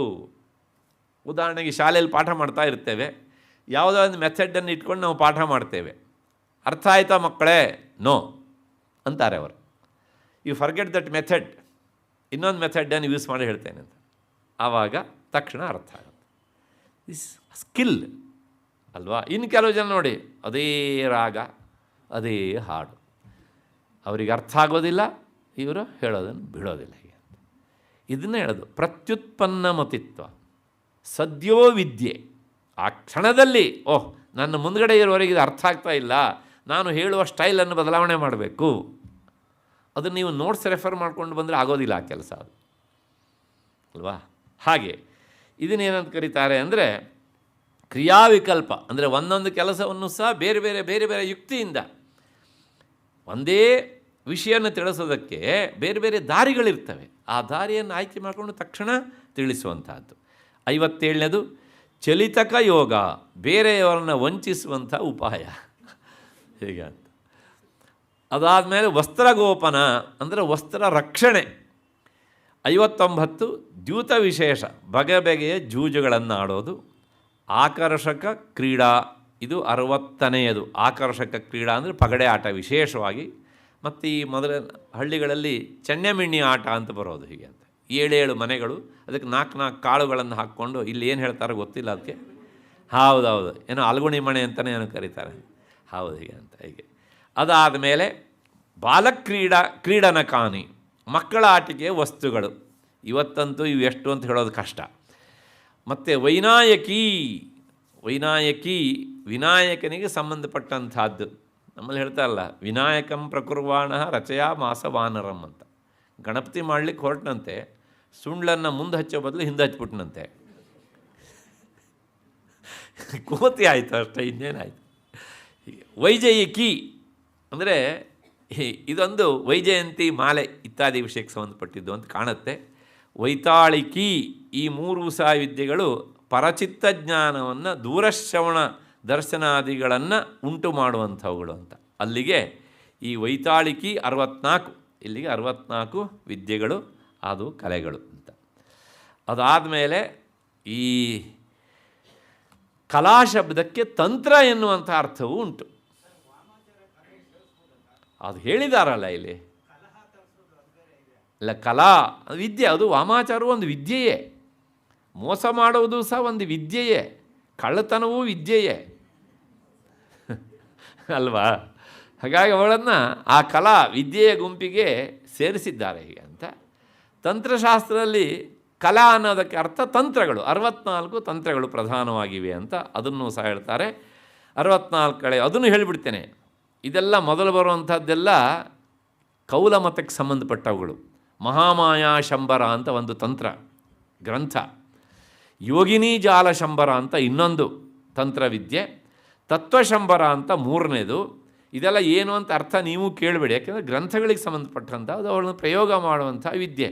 ಅದು ನನಗೆ ಗೊತ್ತಿಲ್ಲ, ಅದು ಯಾಕೆಂದ್ರೆ ನಾನು ಅದರಿಂದ ಬಹಳ ದೂರ ಸರಿದವನು. ವಾಮಾಚಾರಕ್ಕೆ ಸಂಬಂಧಪಟ್ಟಿದ್ದು. ಅದಾದ ಸಿದ್ಧ ಭೈರವ ಅಂತ, 5ನೇದು ವಟುಕ ಭೈರವ, 6ನೇದು ಕಂಕಾಳ ಭೈರವ, 7ನೇದು ಇಷ್ಟೆಲ್ಲ ವಾಮಾಚಾರ ವಿದ್ಯೆಗಳಿದ್ವು. ಕಾಲಭೈರವ, ಕಾಲಾಗ್ನಿ ಭೈರವ 8ನೇದು, 9ನೇದು ಯೋಗಿನಿ ಭೈರವ, 10ನೇದು ಮಹಾಭೈರವ, 11 ಶಕ್ತಿ ಭೈರವ, 12 ಬ್ರಾಹ್ಮೀ ರೂಪ, 13 ಮಹೇಶ್ವರಿ ರೂಪ, 14 ಕೌಮಾರಿ ರೂಪ, ವೈಷ್ಣವೀ ರೂಪ, ವಾರಾಹಿ ರೂಪ, ಮಹೇಂದ್ರಿ ರೂಪ, 18 ಚಾಮುಂಡಾ ರೂಪ, 19 ಶಿವದೂತಿ ರೂಪ, ಬ್ರಹ್ಮಯಾಮಳ, ವಿಷ್ಣುಯಾಮಳ, ರುದ್ರಯಾಮಳ, ಲಕ್ಷ್ಮೀಯಾಮಳ, ಉಮಾಯಾಮಳ, ಇವೆಲ್ಲ ಗ್ರಂಥಗಳು. ಸ್ಕಂದಯಾಮಳ, ಗಣೇಶಯಾಮಳ, ಜಯದ್ರಥಯಾಮಳ, ಚಂದ್ರಜ್ಞಾನ, ಮಾಲಿನೀ ವಿದ್ಯಾ, ಮತ್ತು ಮಹಾಸಮ್ಮೋಹಕ, ವಾಮಜುಷ್ಟ, ಮಹಾದೇವ, ವಾತುಲ, ವಾತುಲೋತ್ತರ, ಕಾಮಿಕ, ಹೃದ್ಭೇದ ತಂತ್ರ, ತಂತ್ರಭೇದ, ಗುಹ್ಯತಂತ್ರ, ಕಲಾವಾದ, ಕಲಾಸಾರ, ಇಲ್ಲಿ 40 ಮತ್ತು 41 ಕುಂಡಿಕಾಮಾಲ, ಮತ್ತೋತ್ತರ, ವೀಣಾಖ್ಯ, ತ್ರೋತಲ, ತ್ರೋತಲೋತ್ತರ, ಪಂಚಾಮೃತ, ಈ ಪಂಚಾಮೃತ ಅಲ್ಲ, ರೂಪಭೇದ, ಮತ್ತು ಭೂತೋಡ್ಡಾಮರ, ಕುಲಾಸಾರ, ಕುಲೋಡ್ಡೀಶ, ಕುಲಚೂಡಾಮಣಿ, ಸರ್ವಜ್ಞಾನೋತ್ತರ, ಮಹಾಕಾಳೀಮತ, ಅರುಣೇಶ, ಮೋದಿನೀಶ, ವಿಕುಂಠೇಶ್ವರ, ಪೂರ್ವಾಮ್ನಾಯ, ಪಶ್ಚಿಮನಾಮ್ನಾಯ, ದಕ್ಷಿಣಾಮ್ನಾಯ, 60ನೇದು ಉತ್ತರಾಮ್ನಾಯ, 61 ನಿರುತ್ತರಾಮ್ನಾಯ, 62 ವಿಮಲ, 63 ವಿಮಲೋತ್ತರ, 64 ದೇವಿ ಮತ. ಈ 64 ತಂತ್ರವಿದ್ಯಾ ಸಂಪನ್ನಳು. ಆದ್ದರಿಂದ ದೇವಿ ಕಲಾವತಿ, ಕಲಾವತ್ಯೈ ನಮಃ. 64 ವಿದ್ಯೆ ಇವುಗಳಿಂದಲೂ ಕೂಡಿದವಳಾದ್ದರಿಂದ ಅವಳು ಕಲಾವತಿ ಅಂತ ಕರೆಸ್ಕೊಂಡಿದ್ದಾಳೆ ಅಂತ. ಯಾಕೆಂದರೆ ನಿನ್ನೆ ದಿವಸ ಕೇಳಿದ್ದಕ್ಕೆ ಇಷ್ಟು ಸಮಯವನ್ನು ನಾನು ನೀಡಬೇಕಾಯಿತು. ಪ್ರಶ್ನೆ ಕೇಳಿ ಸುಮ್ಮನಿದ್ಬಿರೋರು ಭಾಳ ಸುಲಭ, ಆದ್ರೆ ಉತ್ತರ ಹೇಳಬೇಕಿದ್ರೆ 3/4 ಗಂಟೆ ಇದೇ ತಿಂದು ಹಾಕಿಬಿಡುತ್ತೆ ಹೀಗೆ ಅಂತ. ಇರಲಿ, ಆದರೂ ಸಹ ಇಂದಲ್ಲ ಎಂದೋ ಒಂದು ದಿವಸ ಹೇಳಲೇಬೇಕಾಗಿತ್ತು. ಇಷ್ಟನ್ನು ತಿಳಿಸಿದ್ದಾಗಿದೆ. ಹಾಗಾಗಿ ಮುಂದಕ್ಕೆ ಹೋಗೋಣ. 2ನೆಯ ಶ್ಲೋಕ 7ನೆಯ ನಾಮ. ಶ್ಲೋಕ ಪೂರ್ತಿ ಹೀಗಿದೆ: ಕಮಲಾಕ್ಷಿ ಕಲ್ಮಷಘ್ನಿ ಕರುಣಾಮೃತ ಸಾಗರ ಕದಂಬ ಕಾನನ ವಾಸ ಕದಂಬ ಕುಸುಮ ಪ್ರಿಯ. ಇದು ಶ್ಲೋಕ, ತ್ರಿಶತಿ ಶ್ಲೋಕ. ಈ ಶ್ಲೋಕದೊಳಗೆ ಒಟ್ಟು ಎಷ್ಟು ನಾಮಗಳಿವೆ ಅಂದರೆ, ಇದರೊಳಗೆ ಒಟ್ಟು 7, 8, 9, 10, 11 5 ನಾಮಗಳಿವೆ. ನೋಡೋಣ ಏನು ಅಂತ ಇವುಗಳ ಅರ್ಥವನ್ನು. ಕಮಲಾಕ್ಷಿಯೈ ನಮಃ ಅಂತ ಚತುರ್ಥಿ ವಿಭಕ್ತಿಯಲ್ಲಿ ಕಮಲಾಕ್ಷಿ ಅಂತ ಜಗನ್ಮಾತೆ ಹೆಸರು. ಯಾಕೆ ಅವಳನ್ನು ಕಮಲಾಕ್ಷಿ ಅಂತ ಕರೀತಾರೆ ಅಂದರೆ, ಕಮಲೇ ಇವ ಅಕ್ಷಿಣಿ ಯಸ್ಯಾಸ, ಜಗನ್ಮಾತೆಯ ಕಣ್ಣುಗಳು ಕಮಲದ ದಳದಂತೆ ಇವೆ ಅಂತ. ಹಾಗಾಗಿ ಕಮಲಾಕ್ಷಿ ಅಂತ. ಸಾಮಾನ್ಯವಾಗಿ ಈ ಲಕ್ಷಣಶಾಸ್ತ್ರದಲ್ಲಿ ಕಣ್ಣುಗಳು ದೀರ್ಘವಾಗಿರಬೇಕು ಅಂತ ಹೇಳ್ತಾರೆ. ಹಾಗಿದ್ದರೆ ಅವಳು ಸುಲಕ್ಷಣ ಸಂಪನ್ನೆ. ಜಗನ್ಮಾತೆ ಕಣ್ಣುಗಳು ಕಮಲದಂತೆ ಇರುವುದಾದ್ದರಿಂದ ಅವಳ ಹೆಸರು ಕಮಲಾಕ್ಷಿ ಅಂತ. ಅಕ್ಷಿ ಅಂದರೆ ಕಣ್ಣು. ಕಮಲೇವ ಅಕ್ಷಿಣಿ ಯಸ್ಯಾಸ ತಥಾ ಅಂತ. ಇದು ಒಂದರ್ಥ. ಅಥವಾ ಕಮಲಾಯಾ ಲಕ್ಷ್ಮ್ಯಾ ಅಕ್ಷಿ ಶಬ್ದೇನ ತನ್ನಿಮಿತ್ತಕಂ ಜ್ಞಾನಂ ಲಕ್ಷ್ಯತೆ. ಇನ್ನೊಂದರ್ಥ, ಕಮಲಾಕ್ಷಿ ಅನ್ನೋದಕ್ಕೆ ಅರ್ಥ ಜ್ಞಾನ ಅಂತ ಅರ್ಥ. ಕಮಲ ಅನ್ನೋದಕ್ಕೆ ಅರ್ಥ ಜ್ಞಾನ. ಹಾಗಾಗಿ ಜಗನ್ಮಾತೆ ಕಣ್ಣುಗಳು ಅವು ಜ್ಞಾನ ಪ್ರಬೋಧಕವಾಗಿವೆ ಅಂತ. ಅಂದರೆ ಒಮ್ಮೆ ಅವಳು ದೃಷ್ಟಿ ಹಾಯಿಸಿದರೆ ಯಾವನ ಮೇಲೆ ಹಾಯಿಸ್ತಾಳೋ ಅವನ ಭಾಗ್ಯದ ಬಾಗಿಲು ತೆರೆಯಿತು ಅಂತ ಅರ್ಥ ಇದೆ ಅಂತ. ಆದರೆ ಅದನ್ನು ತಡ್ಕೊಳ್ಳೋ ಶಕ್ತಿ ಅವನಿಗಿರಬೇಕು ಅಷ್ಟೇ. ಅದಕ್ಕೋಸ್ಕರ ಜ್ಞಾನಂ ಲಕ್ಷ್ಯತೆ. ಆ ದೃಷ್ಟಿ ಜ್ಞಾನ ದೃಷ್ಟಿ ಆದ್ದರಿಂದ ಅವಳನ್ನು ಕಮಲಾಕ್ಷಿ ಅಂತ ಕರೀತಾರೆ ಅಂತ.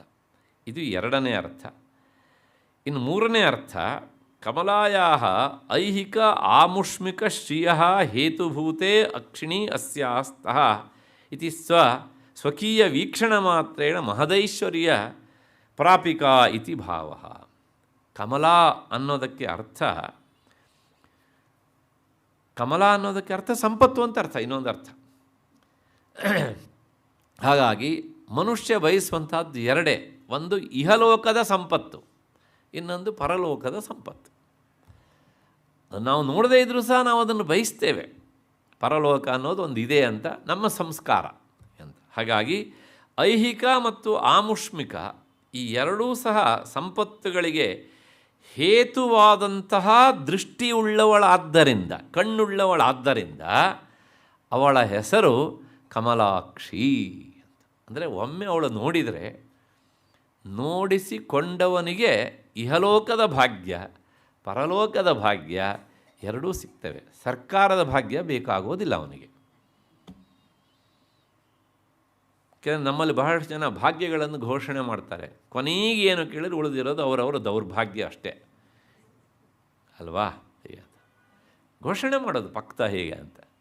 ಅಷ್ಟು ಹಿನ್ನೆಲೆಯಲ್ಲಿ ಅವಳು ಕಮಲಾಕ್ಷಿ ಅಂದರೆ ದರ್ಶನ ಮಾತ್ರದಿಂದ ಮಹದೈಶ್ವರ್ಯ ಪ್ರಾಪ್ತಿಯಾಗುವಂತಹದ್ದು 3ನೇ ಅರ್ಥ. ಈ 3 ಅರ್ಥಗಳಿಂದ ಅವಳ ಹೆಸರು ಕಮಲಾಕ್ಷಿ ಅಂತ. ನೋಡಿ, ಕಮಲಾಕ್ಷಿ ಎನ್ನುವಂಥ ಒಂದು ಈ ನಾಮಕ್ಕೆ 3 ಅರ್ಥಗಳನ್ನು ವ್ಯಾಖ್ಯಾನಕಾರರು ನಮಗೆ ತಿಳಿಸಿಕೊಡ್ತಾರೆ. ಆಯಿತು, ನೆಕ್ಸ್ಟ್ ಮುಂದಿನದು 8ನೆಯ ನಾಮ ಕಲ್ಮಷಘ್ನೈ ನಮಃ. ಕಲ್ಮಷ ಅಂದರೆ ಪಾಪ ಅಂತ ಅರ್ಥ. ಅಂತಹ ಪಾಪಾನಿ ಹಂತಿ ನಾಶಯತಿ ಇತಿ ಕಲ್ಮಷಘ್ನಿ. ಅವಳು ತನ್ನ ಭಕ್ತರ ಪಾಪಗಳನ್ನು ನಾಶ ಮಾಡುವವಳಾದ್ದರಿಂದ ಅವಳ ಹೆಸರು ಕಲ್ಮಷಘ್ನಿ ಅಂತ. ಇದೇನು ಇಲ್ಲಿ ಮಾತ್ರ ಅಲ್ಲ, ಭಗವದ್ಗೀತೆಯಲ್ಲೂ ಕೃಷ್ಣ ಇದೇ ಮಾತನ್ನು ಹೇಳ್ತಾನೆ. ಅಹಂ ತ್ವಾ ಸರ್ವಪಾಪೇಭ್ಯ ಮೋಕ್ಷಯಿಷ್ಯಾಮಿ ಮಾ ಶುಚಃ. ನಾನು ನಿನ್ನನ್ನು ಎಲ್ಲ ಪಾಪಗಳಿಂದ ವಿಮುಕ್ತನನ್ನಾಗಿಸ್ತೇನೆ. ಮಾ ಶುಚಃ, ಅದಕ್ಕೋಸ್ಕರ ನೀನು ಶೋಚಿಸುವ ಅವಶ್ಯಕತೆ ಇಲ್ಲ. ನಿನ್ನ ಪಾಪಗಳು ಹಾಗೆ ಇರಲಿ ಒಂದು ಕಡೆಗೆ. ಅಯ್ಯೋ ಇಷ್ಟೆಲ್ಲ ಪಾಪದ ಮೂಟೆಯನ್ನು ಕಟ್ಟಿಕೊಂಡು ನಾನು ಭಗವತಿಯನ್ನು ಕಾಣೋದು ಹೌದಾ ಅಂದರೆ, ನನ್ನನ್ನು ನೋಡುವಾಗ ಅಥವಾ ನನ್ನ ಬಳಿಗೆ ಬರುವಾಗ ಅದ್ರ ಬಗ್ಗೆ ಯೋಚನೆ ಮಾಡಬೇಡ ನೀನು. ಇರ್ಬೋದು ತಪ್ಪನ್ನು ಮಾಡದೇ ಇರುವವನು, ಪಾಪ ಕಟ್ಕೊಳ್ಳದೇ ಇರುವಂಥ ಮನುಷ್ಯ ಯಾರ್ರೀ ಅಲ್ವಾ? ಬೆಂಕಿಯ ಜೊತೆಗೆ ಹೊಗೆಯೂ ಇರುತ್ತದೆ. ಹಾಗೆ ನಾವು ಮಾಡೋ ಎಷ್ಟೋ ಒಳ್ಳೆಯ ಕೆಲಸಗಳ ಜೊತೆಗೆ ಅಷ್ಟೋ ಪಾಪವೂ ಸಹ ಸೇರಿಕೊಂಡಿರುತ್ತದೆ. ಅದಕ್ಕೋಸ್ಕರ ಭಗವಂತನ ನಾಮಸ್ಮರಣೆ ಮಾಡು. ಆಮೇಲೆ ಹೇಳ್ತಾರೆ, ಪೂಜಾ ಮಧ್ಯೆ ಸ್ವರ ವರ್ಣ ಮಂತ್ರ ತಂತ್ರ ಲೋಪ ಪ್ರಾಶ್ಚಿತ್ತಾರ್ಥಂ ನಾಮತ್ರ ವಿಷ್ಣು ಜಪಮಹಂಕರಿಷ್ಯೆ. ಅದಿಷ್ಟಾಗಿದೆ ಅನ್ನೋದು ಅಂಡರ್ಸ್ಟುಡ್ಡು ಅಲ್ವಾ? ಹಾಗಿದ್ರೆ ಪರಿಹಾರ ಏನು ಕೇಳಿದರೆ ಅಷ್ಟೇ, ಅವನ ನಾಮವನ್ನು ಸ್ಮರಿಸು. ಕಲಿಯುಗದಲ್ಲಂತೂ ಸಹ ಅದಕ್ಕೆ ವಿಶೇಷವಾದಂಥ ಶಕ್ತಿ ನಾಮಸ್ಮರಣೆಗೆ. ಹಾಗಾಗಿ ಭಗವಂತನೂ ಹೇಳಿದ, ನಾನು ನಿನ್ನ ಕಲ್ಮಷಗಳನ್ನು ತೊಳೆದು ಶುದ್ಧಗೊಳಿಸ್ತೇನೆ. ಅದು ಶುದ್ಧ ಮನಸ್ಸಿನಿಂದ ನನ್ನ ಹತ್ರ ಬಾ. ಇದು ಒಂದು. ಹಾಗಾಗಿ ಕಲ್ಮಷಗ್ನಿ ಜಗನ್ಮಾತೆಯು ಹಾಗೆ ಮಾಡುವಳಾದ್ದರಿಂದ ಅವಳನ್ನು ಹಾಗೆ ಹೇಳಲಾಗಿದೆ. ಅಥವಾ ಎರಡನೇ ಅರ್ಥ, ವೇದಾಂತ ಮಹಾವಾಕ್ಯಜನ್ಯ ಸಾಕ್ಷಾತ್ಕಾರ ರೂಪ ಬ್ರಹ್ಮವಿದ್ಯಾ.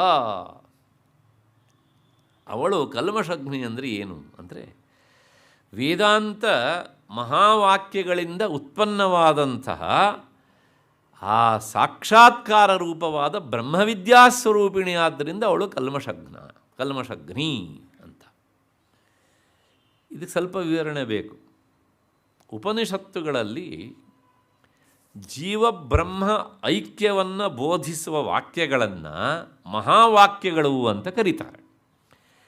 ಬಹಳಷ್ಟು ವಾಕ್ಯಗಳಿವೆ ಜೀವಬ್ರಹ್ಮ ಐಕ್ಯವನ್ನು ಬೋಧಿಸುವಂಥದ್ದು. ಜೀವ ಮತ್ತು ಬ್ರಹ್ಮ ಎರಡು ಒಂದೇ, ಜೀವಾತ್ಮ ಪರಮಾತ್ಮ ಇಬ್ಬರೂ ಒಂದೇ, ಬೇರೆ ಬೇರೆ ಅಲ್ಲ. ಹಾಗಿದ್ರೆ ಬೇರೆ ಬೇರೆಯಾಗಿ ತೋರ್ತವಲ್ಲ ಅಂದರೆ ಉಪಾಧಿ ಭೇದದಿಂದ ಬೇರೆ ಬೇರೆಯಾಗಿ ತೋರ್ತವೆ. ಹಿಂದೆ ತುಂಬ ಸಲ ಹೇಳಿದ್ದೇನೆ ಇದನ್ನು. ಆದರೆ ಕೆಲವು ವಾಕ್ಯಗಳು ನೇರವಾಗಿ ಜೀವಬ್ರಹ್ಮ ಐಕ್ಯವನ್ನು ಬೋಧಿಸಿದರೆ, ಮತ್ತೆ ಕೆಲವು ವಾಕ್ಯಗಳು ಸ್ವಲ್ಪ ಸುತ್ತು ಬಳಸಿ ಜೀವಬ್ರಹ್ಮ ಐಕ್ಯವನ್ನು ಬೋಧಿಸ್ತವೆ. ಉಪನಿಷತ್ತಿನಲ್ಲಿ ಜೀವಬ್ರಹ್ಮ ಐಕ್ಯವನ್ನು ಬೋಧಿಸುವಂಥ ವಾಕ್ಯಗಳು ಹಲವಾರು. ನೇರವಾಗಿ ಬೋಧಿಸುವಂತಹ ವಾಕ್ಯಗಳನ್ನು ಮಹಾವಾಕ್ಯ ಅಂತ ಕರೆದು ಒಂದೊಂದು ವೇದಗಳಿಂದ ಒಂದೊಂದು ವಾಕ್ಯವನ್ನು ನಮ್ಮಲ್ಲಿ ಉದಾಹರಿಸ್ತಾರೆ. ಯಾವ್ಯಾವುದಪ್ಪ ಅಂದರೆ, ಈ ಉದಾಹರಣೆಗೆ ತತ್ವಮಸಿ ಅಂತ ಒಂದು ವಾಕ್ಯ ಉಂಟು. ಇದು ಸಾಮವೇದಕ್ಕೆ ಸಂಬಂಧಿಸಿದಂಥ ಛಾಂದೋಗ್ಯ ಉಪನಿಷತ್ತಿನಲ್ಲಿ ಬರುವಂಥದ್ದು. ಒಂದು ವೇದದಿಂದ ಒಂದು ವಾಕ್ಯ. ಅಲ್ಲಿ ಇದು ಒಂದೇ ಅಲ್ಲ, ಇನ್ನೂ ಬೇರೆ ಬೇರೆ ಉಂಟು ಅಲ್ಲಿ. ಆದರೆ ಇದು ಪ್ರಧಾನವಾಗಿ ಜೀವಬ್ರಹ್ಮವನ್ನು ಬೋಧಿಸ್ತದೆ. ಹೇಗೆ ಅಂತ ಆಮೇಲೆ ನೋಡೋಣ. ಇನ್ನು ಋಗ್ವೇದದಿಂದ ಪ್ರಜ್ಞಾನಂ ಬ್ರಹ್ಮ ಅಂತಂದರು. ಪ್ರಜ್ಞಾನವೇ ಬ್ರಹ್ಮ. ಇದು ಸಹ ಜೀವಬ್ರಹ್ಮ ಐಕ್ಯವನ್ನು ಬೋಧಿಸುವಂಥದ್ದು. ಅದಾದ ಮೇಲೆ ಅಯಮಾತ್ಮ ಬ್ರಹ್ಮ ಅಂತ, ಇದು ಅಥರ್ವ ವೇದದ್ದು, ಮಾಂಡೂಕ್ಯ ಉಪನಿಷತ್ತಿನಲ್ಲಿ ಬರುವಂಥದ್ದು. ಅಯಮಾತ್ಮ ಬ್ರಹ್ಮ ಸೋಯಮಾತ್ಮ ಚತುಷ್ಪಾತ್ ಅಂತ ಉಪನಿಷತ್ತು ಹೋಗ್ತಾ ಇರುತ್ತೆ. ಇದು ಅಥರ್ವ ವೇದಕ್ಕೆ ಸಂಬಂಧಪಟ್ಟಂಥ ಮಾಂಡೂಕ್ಯ ಉಪನಿಷತ್ತಿನ ಮಹಾವಾಕ್ಯ, ಅಲ್ಲಿ ಬರುವಂಥದ್ದು. ಇನ್ನು ಬೃಹದಾರಣ್ಯಕ ಉಪನಿಷತ್ತಿನಲ್ಲಿ ಬರುವಂತಹದ್ದು ಅಹಂ ಬ್ರಹ್ಮಾಸ್ಮಿ, ಯಜುರ್ವೇದಕ್ಕೆ ಸಂಬಂಧಪಟ್ಟಂಥದ್ದು, ಶುಕ್ಲ ಯಜುರ್ವೇದದ್ದು ನೇರವಾಗಿ ಅಂತ. ಇವೆಲ್ಲ ಜೀವಬ್ರಹ್ಮ ಐಕ್ಯವನ್ನು ಬೋಧಿಸ್ತವೆ. ಒಂದು ಸ್ವಲ್ಪ ಇನ್ನೂ ವಿವರಣೆ ಬೇಕು, ಯಾಕಂದರೆ ವೇದಾಂತ ವಿಷಯ ಬಂತು ಅಂದರೆ ಅದು ತುಂಬ ವಿವರಣೆಯನ್ನು ಬಯಸ್ತದೆ. ಆ ವಿಷಯವೇ ಹಾಗೆ. ಈಗ ನೋಡಿ, ತತ್ವಮಸಿ ಅಂತ ಉಂಟು. ಏನು ಇದಕ್ಕೆ ಅರ್ಥ? ತತ್ ತ್ವಂ ಅಸಿ. ಸುಲಭವಾಗಿ ಅರ್ಥ ಆಗೋದಕ್ಕೆ ವಾಕ್ಯವನ್ನು ಹೀಗೆ ಜೋಡಿಸ್ಕೊಳ್ಳೋಣ. ಇಲ್ಲಿ ಒಟ್ಟು 3 ಉಂಟು. ತತ್ ತ್ವಂ ಅಸಿ. ತತ್ ಎನ್ನುವಂಥದ್ದಕ್ಕೆ ಸರ್ವನಾಮ ನಪುಂಸಕಲಿಂಗ ಅಂತ ಇಟ್ಕೊಳ್ಳಿ. ತ್ವಂ ಯುಷ್ಮತ್ ಶಬ್ದದ ಪ್ರಥಮ ವಿಭಕ್ತಿ ನೀನು ಅಂತ. ಅಸಿ ಇದ್ದೀಯೇ ಅಸಭುವಿ ಧಾತುವಿನ ಲಟ್ಲಕಾರದ ಮಧ್ಯಮ ಪುರುಷ ಏಕವಚನ ಇದ್ದೀಯೆ. 3 ಉಂಟು. ಒಂದು ಕ್ರಿಯಾಪದ, 2 ಮತ್ತು ನಾಮಪದಗಳು, ಸರ್ವನಾಮಗಳು ಅಂತ. ಸುಲಭ ಅರ್ಥ ಆಗೋದಕ್ಕೆ ಇದನ್ನು ತ್ವಂ ತತ್ ಅಸಿ ಅಂತ ಹೇಳೋಣ. ತ್ವಂ ನಾನೇನು ಬದಲಾವಣೆ ಮಾಡಲಿಲ್ಲ, ತತ್ ತ್ವಂ ಇದ್ದಿದ್ದನ್ನು ತ್ವಂ ತತ್ ಅಂತ ಮಾಡಿದ್ದೇನೆ. ಗುರು ಶಿಷ್ಯನಿಗೆ ಮೊದಲು ಉಪದೇಶ ಮಾಡ್ತಾನೆ, ನೀನು ಅದೇ ಆಗಿದ್ದೀಯೇ, ನೀನು ಅದೇ ಆಗಿದ್ದೀಯೆ. ಶಿಷ್ಯನಿಗೆ ಸಂಶಯ. ಈಗ ನೀನು ಅದೇ ಆಗಿದ್ದೀಯೆ ಅಂದರೆ ಆ ನೀನು ಎನ್ನುವಂಥ ಶಬ್ದದಿಂದ ನಾನು ಯಾವುದನ್ನು ಗ್ರಹಿಸಬೇಕು? ನೀವು ನನಗೆ ನೀನು ಅಂತ ಹೇಳಿದ್ರಲ್ಲ, ಆ ನೀನು ಅಂತ ಹೇಳಿದಾಗ ನನ್ನ ಕೈ, ನನ್ನ ಕಾಲು, ನನ್ನ ಕಿವಿ, ನನ್ನ ಮುಖ, ನನ್ನ ಮೂಗು, ನನ್ನ ತಲೆ, ನನ್ನ ಮನಸ್ಸು, ನನ್ನ ಬುದ್ಧಿ, ನನ್ನ ಇಂದ್ರಿಯಗಳು, ಎಲ್ಲಕ್ಕಿಂತ ಒಳಗೆ ಚೈತನ್ಯ. ಯಾವುದನ್ನು ನಾನು ಹಿಡಿಯಬೇಕು ಅಂತ ಪ್ರಶ್ನೆ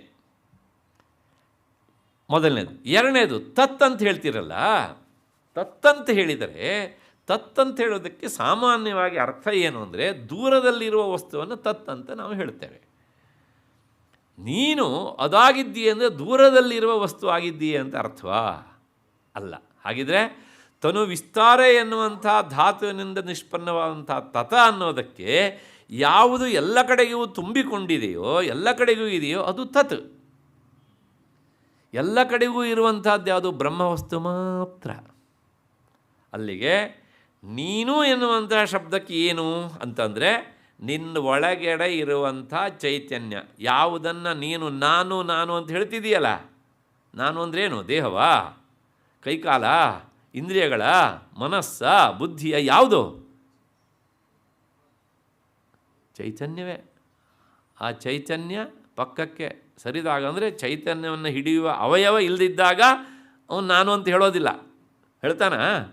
ಹಾಗೆ ಇಷ್ಟು ದಿವಸ ನಾನು ನಾನು ಅಂತ ಹೇಳ್ತಿದ್ನಲ್ಲ, ಆ ನಾನು ಯಾರು ಅಂದರೆ ಚೈತನ್ಯವೇ. ಈ ನಾನು ಎನ್ನುವಂಥ ಶಬ್ದಕ್ಕೆ ವಿಷಯವಾದ ಚೈತನ್ಯ ಮತ್ತು ತತ್ಶಬ್ದದಿಂದ ಹೇಳಲ್ಪಡುವಂಥ ಅಖಂಡವಾದ ಚೈತನ್ಯ ನೀನೇ ಆಗಿದ್ದೀಯ, ಎರಡು ಒಂದೇ. ಅಸಿ ಆಗಿದ್ದೀಯ, ಅಖಂಡವಾದ ಚೈತನ್ಯವನ್ನು ಹೇಳುವಂಥದ್ದು. ನೀನು ಅದೇ ಆಗಿದ್ದೀಯೇ. ಈಗ ಇಲ್ಲೊಂದು ಸಣ್ಣ ಸಂಶಯ ಅಲ್ಲ, ಇಲ್ಲಿ ಅದೇ ನೀನಾಗಿದ್ದೀಯ ಅಂತ ಹೇಳ್ಬೋದಲ್ವಾ? ಹಾಗೂ ಹೇಳ್ಬೋದು. ಆ ಸಣ್ಣ ತೊಡಕುಂಟು ಇಲ್ಲಿ. ಯಾವಾಗಲೂ ಸೇವಕನನ್ನು ಮಹಾರಾಜನಿಗೆ ಹೋಲಿಸ್ಬೋದು, ಮಹಾರಾಜನನ್ನು ಸೇವಕನಿಗೆ ಹೋಲಿಸ್ಬಾರ್ದು. ಯಾಕೆಂದರೆ ತ್ವಮ್ ಎನ್ನುವಂತಹ ಶಬ್ದದಿಂದ ಅಲ್ಪಜ್ಞತ್ವ, ಕರ್ತೃತ್ವ, ಭೋಕ್ತೃತ್ವ ವಿಶಿಷ್ಟವಾದ ಜೀವಾತ್ಮನನ್ನು ಹೇಳ್ತೇವೆ ನಾವು. ತತ್ ಎನ್ನುವ ಶಬ್ದದಿಂದ ಅಕರ್ತೃತ್ವ, ಭೋಕ್ತೃತ್ವ, ಸರ್ವಜ್ಞತ್ವಾದಿಗಳಿಂದ ಕೂಡಿದಂಥ ಮಹಾಚೈತನ್ಯವನ್ನು ಹೇಳ್ತೇವೆ. ಹಾಗಾಗಿ ಈ ಕಿಂಚಿಜ್ಞತ್ವಾದಿ ಚೈತನ್ಯವನ್ನು ಅದಕ್ಕೆ ಹೋಲಿಸಬೇಕೆ ಅಷ್ಟು ಹೊರತು ಅದನ್ನು ಇದಕ್ಕೆ ಹೋಲಿಸಬಾರ್ದು ಅಲ್ವಾ? ಹಾಗಾಗಿ ತ್ವಮ್ ಅಂದರೆ ತ್ವಮ್ ಎನ್ನುವಂಥ ಶಬ್ದದಿಂದ ಬೋಧಿಸಲ್ಪಡುವ ಚೈತನ್ಯ ರೂಪನಾದ ನೀನು, ತತ್ ಎನ್ನುವಂತಹ ಶಬ್ದದಿಂದ ಬೋಧಿಸಲ್ಪಡುವಂತಹ ಆ ಅಖಂಡ ಚೈತನ್ಯವೇ ಆಗಿದ್ದೀಯೇ. ಇದನ್ನು ಏನಂತ ಉಪದೇಶಾತ್ಮಕವಾದ ಮಹಾವಾಕ್ಯ ಅಂತ ಕರೀತಾರೆ. ಗುರು ಈ ರೀತಿಯಾಗಿ ಶಿಷ್ಯನಿಗೆ ಉಪದೇಶ ಮಾಡ್ತಾನೆ. ಹೀಗೆ ಉಪದೇಶ ಮಾಡಿದಾಗ ಅವನಿಗೆ ಒಂದು ಸಂಶಯ ಬರ್ತದೆ. ಇವಾಗ ಹಾಗಿದ್ದರೆ ನಾನು ಅಂದರೆ ಈ ಅವಯವಗಳಲ್ಲ, ಅಂದರೆ ಶಿರಃಪಾಣ್ಯಾದಿ ಅವಯವಗಳಲ್ಲ, ಇಂದ್ರಿಯಗಳಲ್ಲ, ಮನಸ್ಸಲ್ಲ, ಬುದ್ಧಿಯಲ್ಲ, ಯಾವುದೂ ಅಲ್ಲ ಅಂದಾದರೆ ಹೂ ಆ್ಯಮ್ ಐ, ನಾನು ಯಾರು ಅಂತ ಪ್ರಶ್ನೆ. ಅದಕ್ಕೆ ಗುರು ಹೇಳ್ತಾನೆ, ಪ್ರಜ್ಞಾನಂ ಬ್ರಹ್ಮ, ನೀನು ಜ್ಞಾನಸ್ವರೂಪ. ಪ್ರಜ್ಞಾನ ಅಂದರೆ ಜ್ಞಾನ. ಆ ಜ್ಞಾನಸ್ವರೂಪ ಯಾವುದು ಅಂದರೆ ಬ್ರಹ್ಮವೇ. ಬ್ರಹ್ಮವಸ್ತು ಜ್ಞಾನಸ್ವರೂಪವೇ ಅಥವಾ ಶುದ್ಧ ಜ್ಞಾನವೇ ಬ್ರಹ್ಮ. ಅಲ್ಲಿಗೆ ಮೊದಲನೇ ವಾಕ್ಯದಲ್ಲಿ ನೀನು ಅಂತ ಹೇಳಿದ್ನಲ್ಲ, ಆ ನೀನು ಯಾರು ಅಂದರೆ ಜ್ಞಾನಸ್ವರೂಪನಾದಂತಹ ಬ್ರಹ್ಮ. ಅಲ್ಲಿ ಮತ್ತೆ ಪುನಃ ಅಖಂಡವಾದಂತಹ ಚೈತನ್ಯದೊಂದಿಗೆ ಹೇಳಿ ಜೀವಾತ್ಮ ಪರಮಾತ್ಮ ಸ್ವರೂಪವನ್ನು ತಿಳಿಸಿಕೊಟ್ಟಂಗೆ ಆಯಿತು. ಇಷ್ಟು ಕೇಳಿ ಆದಮೇಲೆ ಈಗ ಶಿಷ್ಯ ಸಾಧನೆಗೆ ತೊಡಗ್ತಾನೆ. ಸಾಧನೆಗೆ ತೊಡಗಿದಾಗ ಅವನು ಅನುಸಂಧಾನ ಮಾಡ್ತಾನೆ. ಗುರುಗಳು ಹೇಳಿದರು, ತ್ವಂ ತತ್ ಅಸಿ, ನೀನು ಅದಾಗಿದ್ದೀಯ ಅಂತ. ಆ ತೊಪ್ಪೆನ್ನುವ ಶಬ್ದಕ್ಕೆ ಅರ್ಥ ಏನು? ಪ್ರಜ್ಞಾನ, ಜ್ಞಾನಸ್ವರೂಪ ಅಂತ. ಜ್ಞಾನ ಅಂದರೆ ಬ್ರಹ್ಮ. ಬ್ರಹ್ಮದ ಇನ್ನೊಂದು ಹೆಸರೇ ಆತ್ಮ ಅಲ್ವಾ? ಹಾಗಾದ ತಕ್ಷಣ ಅವನು ಹಿಡಿತಾನೆ, ಅಯಮಾತ್ಮ ಬ್ರಹ್ಮ, ನನ್ನ ಒಳಗಡೆ ಇರುವಂಥ ಚೈತನ್ಯವೇ ಬ್ರಹ್ಮವಸ್ತು. ಅನುಸಂಧಾನಾತ್ಮ.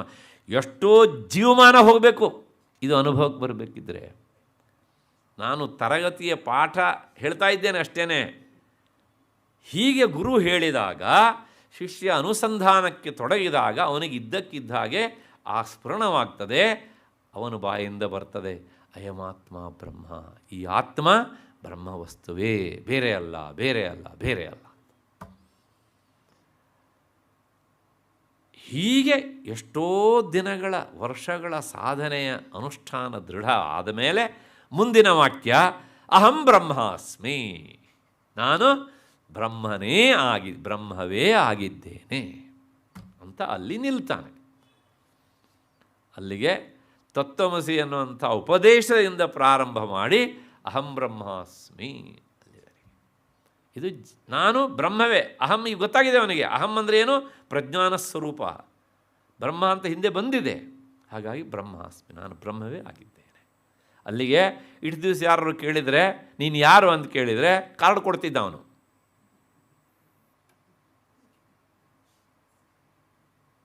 ಗೊತ್ತಾಯ್ತಲ್ಲ? ಯಾವತ್ತು ಈ ಬೋಧ ಆಯಿತೋ, ನೀನು ಯಾರು ಕೇಳಿದರೆ ಅಹಂ ಬ್ರಹ್ಮಾಸ್ಮಿ.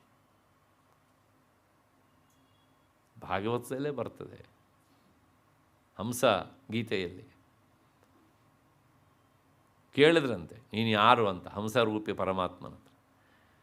ಅವನು ಹೇಳಿದ್ನಂತೆ, ನೀನು ಯಾರು ಅಂತ ಕೇಳದಿದ್ರೆ, ಕೇಳುವ ನೀನು ನನಗಿಂತ ಬೇರೆ ಆಗಿದ್ರೆ ಮಾತ್ರ ಈ ಪ್ರಶ್ನೆ ಕೇಳೋದಕ್ಕಾಗತ್ತೆ. ಕೇಳುವ ನೀನು ನನಗಿಂತ ಬೇರೆ ಆದರೆ ಮಾತ್ರ ನೀನು ಯಾರು ಅಂತ ಕೇಳೋದಕ್ಕಾಗತ್ತೆ. ಅಲ್ಲದಿದ್ದರೆ ನೀನು ಕೇಳುವ ಪ್ರಶ್ನೆಗೆ ಮಳ್ಳುತನದ ಉತ್ತರ ಹೇಳಬೇಕಾಗುತ್ತೆ. ಇರುವುದು ಒಂದೇ. ಯಾಕೆ ಅಂದರೆ ನೀನು ಅನ್ನೋ ಶಬ್ದಕ್ಕೆ ಅರ್ಥ ಏನು ಅಂತ ನಿನಗೆ ಗೊತ್ತಾ? ಇಲ್ಲ. ನಾನು ಅನ್ನೋ ಶಬ್ದಕ್ಕೆ ಅರ್ಥ ಗೊತ್ತಾ? ಗೊತ್ತಿಲ್ಲ. ನಾವು ನಮ್ಮ ಬಗ್ಗೆ ಏನೇನೋ ಹೇಳ್ಕೊಂಡಿರ್ತೇವೆ ಗ್ರಹಚಾರ. ನನ್ನ ಮನೆ ಗೊತ್ತು, ನನ್ನ ಕಾರ್ ಗೊತ್ತು, ನನ್ನ ಆಸ್ತಿ ಗೊತ್ತು, ನನ್ನ ಪಾಸ್ತಿ ಗೊತ್ತು, ನನ್ನ ಹೆಂಡತಿ ಗೊತ್ತು, ನನ್ನ ಮಕ್ಕಳು ಗೊತ್ತು. ನೀನು ಗೊತ್ತೇನಯ್ಯ? ಗೊತ್ತಿಲ್ಲ. ಬೇಜಾರ ಮಾಡ್ಕೊಳ್ಬೇಡಿ, ಕ್ಷಣಕಾಲ ವಿಚಾರ. ಹಾಗೆ ನಾನು ಯಾರು?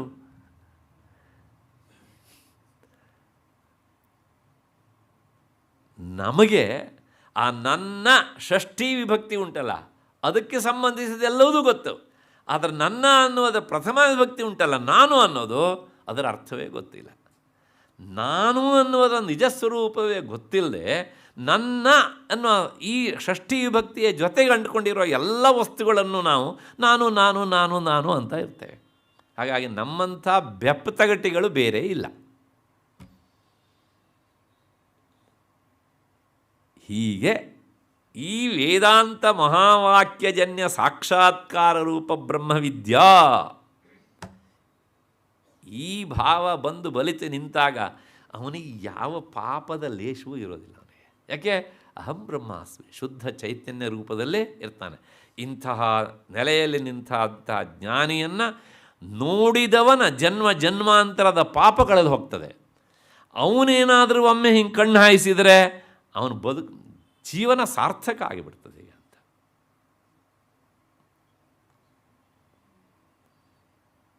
ಅದಕ್ಕೋಸ್ಕರ ನಮ್ಮಲ್ಲಿ ಹೇಳ್ತಾರೆ, ಭಗವಂತನನ್ನು ನೀನು ನೋಡದೇ ಇದ್ದರೂ ಚಿಂತೆ ಇಲ್ಲ, ಒಬ್ಬ ಜೀವನ್ಮುಕ್ತ ಜ್ಞಾನಿಯನ್ನು ನೋಡು. ಯಾಕೆಂದರೆ ಇವನು ಕೊಡುವಷ್ಟು ಬೇಗ ಫಲವನ್ನು ಅವನು ಕೊಡೋದಿಲ್ಲ ಭಗವಂತ. ಭಗವಂತನ ನಿಂದೆನೇ ಅಲ್ಲ ಇದು, ಜ್ಞಾನಿಯ ಸ್ತುತಿ. ಅಂತಹ ಜೀವನ್ಮುಕ್ತನಾದಂತಹ ಜ್ಞಾನಿಯನ್ನು ನಾವು ನೋಡುವುದು ಅಹೋಭಾಗ್ಯ. ಆತ ನಮ್ಮ ಮೇಲೆ ದೃಷ್ಟಿ ಹಾಯಿಸಿಬಿಟ್ರೆ ಅದು ಭಾಗ್ಯದ ವರ್ಷಣ. ಬೇಕಷ್ಟು ಇಂಥ ಉದಾಹರಣೆಗಳನ್ನು ಹಿಂದೆಲ್ಲ ನಾನು ವಿವೇಕ್ ಚೂಡಾಮಣಿ ಹೇಳಬೇಕಿದ್ರೆ ಹೇಳಿದ್ದೇನೆ. ಅವರ ದೃಷ್ಟಿಪಾತ ಆದರೂ ಸಾಕು, ಅವರು ಜನ್ಮ ಜನ್ಮದ ಪಾಪಗಳೆಲ್ಲ ಪರಿಹಾರ ಆಗಿ ಅವರ ಸಂಸಾರ, ಅವರ ಪರಿವಾರ ಎಲ್ಲವೂ ಸಹ ಅತ್ಯಂತ ಸುಖ ಶಾಂತಿಯಿಂದ. ಶ್ರೀಧರ ಸ್ವಾಮಿಗಳು, ಪ್ರಾತಸ್ಮರಣೀಯರಂಥ ಚಂದ್ರಶೇಖರ ಭಾರತಿ ಸ್ವಾಮಿಗಳು, ಸದ್ಗುರು ಸಮರ್ಥ ರಾಮದಾಸರು, ಮತ್ತು ಗೋಂದಾಲೆ ಮಹಾರಾಜರು, ಅವನ್ನೆಲ್ಲ ನೋಡ್ತೇವೆ. ಅವ್ರನ್ನೆಲ್ಲ ನೋಡಿದವರು ಉದ್ಗಾರ ತೆಗೆದಿದ್ದಾರೆ, ಆಹಾ ಅಂತ. ಶ್ರೀಧರ ಸ್ವಾಮಿಗಳು ಬೊಂಬೈಯಲ್ಲಿ ಒಂದು ಆಸ್ಪತ್ರೆ ಹೋಗಿದ್ದರೆ ಅಂತೆ, ಕ್ಯಾನ್ಸರ್ ಆಸ್ಪತ್ರೆಗೆ. ನಾನು ಉಪನ್ಯಾಸದಲ್ಲಿ ಹೇಳಿದ್ದೇನೆ ಅದನ್ನು. ಕ್ಯಾನ್ಸರ್ ಆಸ್ಪತ್ರೆಯಲ್ಲಿ ಇರುವಷ್ಟು ಕಾಲ ಪ್ರತಿಯೊಬ್ಬ ರೋಗಿಯೂ ಸಹ ಆ ನೋವನ್ನು, ಆ ವ್ಯಥೆಯನ್ನು ಮರೆತಿದ್ದಾರೆ. ಅವರು ಹೋದ ಮೇಲೆ ಗೊಳೋ ಅಂತ ಕಣ್ಣೀರಿಟ್ಟಿದ್ದಾರೆ. ಇನ್ನೊಂದು 2 ದಿವಸ ಇಲ್ಲಿದ್ದಿದ್ರೆ ಈ ನೋವಿಂದ ನಾವು ಮುಕ್ತ ಆಗ್ತಿದ್ವಿ ಅಂತ. ಅಂದರೆ ವೈದ್ಯರು ಕೊಟ್ಟ ಟ್ರೀಟ್ಮೆಂಟ್ಗಿಂತಲೂ ಕೋಟಿ ಕೋಟಿ ಪ್ರಭಾವಿತವಾಗಿತ್ತು ಜಸ್ಟ್ ಅವರ ಪ್ರೆಸೆನ್ಸ್, ಇರುವಿಕೆ. ಏನು ಹೇಳ್ತೀರಿ ಇದಕ್ಕೆ? ಆದ್ದರಿಂದ ಕಲ್ಮಷಗ್ನಿ ಯಾರು? ಜಗನ್ಮಾತೆ. ಅಂತಹ ಈ ವೇದಾಂತ ಮಹಾವಾಕ್ಯ ಜನ್ಯವಾದಂತಹ ಸಾಕ್ಷಾತ್ಕಾರ ರೂಪ ಬ್ರಹ್ಮವಿದ್ಯಾ ರೂಪಿಣಿ. ಆದ್ದರಿಂದ ಅವಳು ಕಲ್ಮಷಗ್ನಿ. ಇದೇನೂ ಆಶ್ಚರ್ಯ ಅಲ್ಲ. ಭಗವತ್ಪಾದರು ಈ ವಾಕ್ಯಕ್ಕೆ ಮೂಲವನ್ನು ಗೀತೆಯಿಂದಲೂ ಹೇಳ್ತಾರೆ. ಜ್ಞಾನಾಗ್ನಿ ಸರ್ವಕರ್ಮಾಣಿ ಭಸ್ಮಸಾತ್ ಕುರುತೆ ಅರ್ಜುನ, ಭಸ್ಮಸಾತ್ ಕುರುತೆ ತಥಾ. ಈ ಜ್ಞಾನ ಎನ್ನುವಂಥದ್ದು ಅಗ್ನಿ.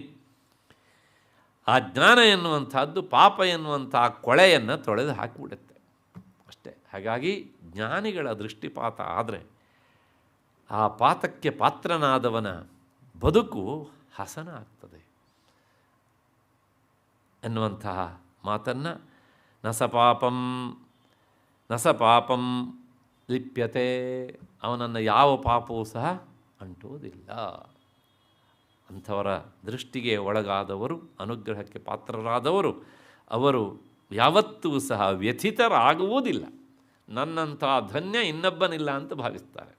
ದುಡ್ಡು ಬೇಕು ಅಂತಿಲ್ಲರಿ ಅವರಿಗೆ. ಯಾಕೆಂದರೆ ಪರಿಶುದ್ಧರಾಗಿಬಿಡ್ತಾರೆ. ಈ ಹೃದಯ ಶುದ್ಧವಾದಾಗ, ಮನಸ್ಸು ಶುದ್ಧವಾದಾಗ ನಿಜವಾದ ಸಂಪತ್ತು ಯಾವುದು ಅನ್ನೋದು ಅರ್ಥ ಆಗ್ತಾ ಬರ್ತದೆ. ಆವಾಗ ಬೇಕು ಹೋಗಿ ಎಲ್ಲವೂ ಸಾಕುವಾಗಿಬಿಡ್ತದೆ. ಅಂದರೆ ಸಾಕುವಿನಲ್ಲಿ ನಿಂತು ಬಿಡ್ತಾರೆ ಅವರಿಗೆ ಅಂತ. ಆದ್ದರಿಂದ ನ ಸ ಪಾಪಂ ಶ್ಲೋಕಂ ಶೃಣೋತೀತಿ ಶ್ರುತೇಶ್ಚ. ಹೀಗೆ ಉಪನಿಷತ್ತು ಹೇಳ್ತಾ ಇರುವಂಥ ಮಾತಿನ ಹಿನ್ನೆಲೆಯಲ್ಲಿ ಅವಳು ಕಲ್ಮಷಗ್ನಿ ಅಂತ. ಈ ನಾಮಕ್ಕೆ ಸಾಕಷ್ಟು ಉದಾಹರಣೆಗಳನ್ನು ಕೊಡ್ತಾ ಹೋಗ್ಬೋದು.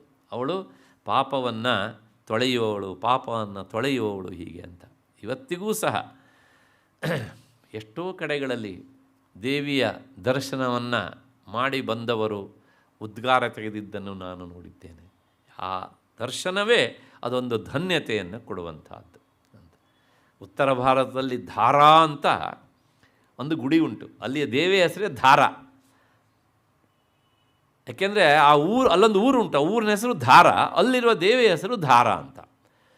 ಎಷ್ಟರ ಮಟ್ಟಿಗೆ ಪ್ರಸಿದ್ಧಿ ಉಂಟು ಅಂತಂದರೆ, ಪ್ರಾತಃ ಕಾಲದಲ್ಲಿ ಆಕೆಯ ಮುಖದಲ್ಲಿ ಯುವತಿಯ ಛಾಯೆ ಕಾಣುತ್ತೆ, ಮಧ್ಯಾಹ್ನ ಕಾಲದಲ್ಲಿ ಗೃಹಿಣಿಯ ಭಾವ ಕಾಣುತ್ತೆ, ಸಾಯಂಕಾಲದಲ್ಲಿ ವೃದ್ಧೆಯ ಛಾಯೆ ಕಾಣುತ್ತೆ ಅಂತ.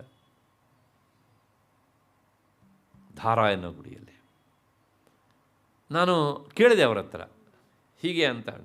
ಸತ್ಯ, ಬೆಳಗಿಂದ ಸಂಜೆವರೆಗೆ ನೀವು ಇಲ್ಲಿ ಕುಳಿತಿರಬೇಕು. ಯಾಕೆಂದರೆ ಮೂರನ್ನು ಗಮನಿಸಬೇಕಲ್ಲ.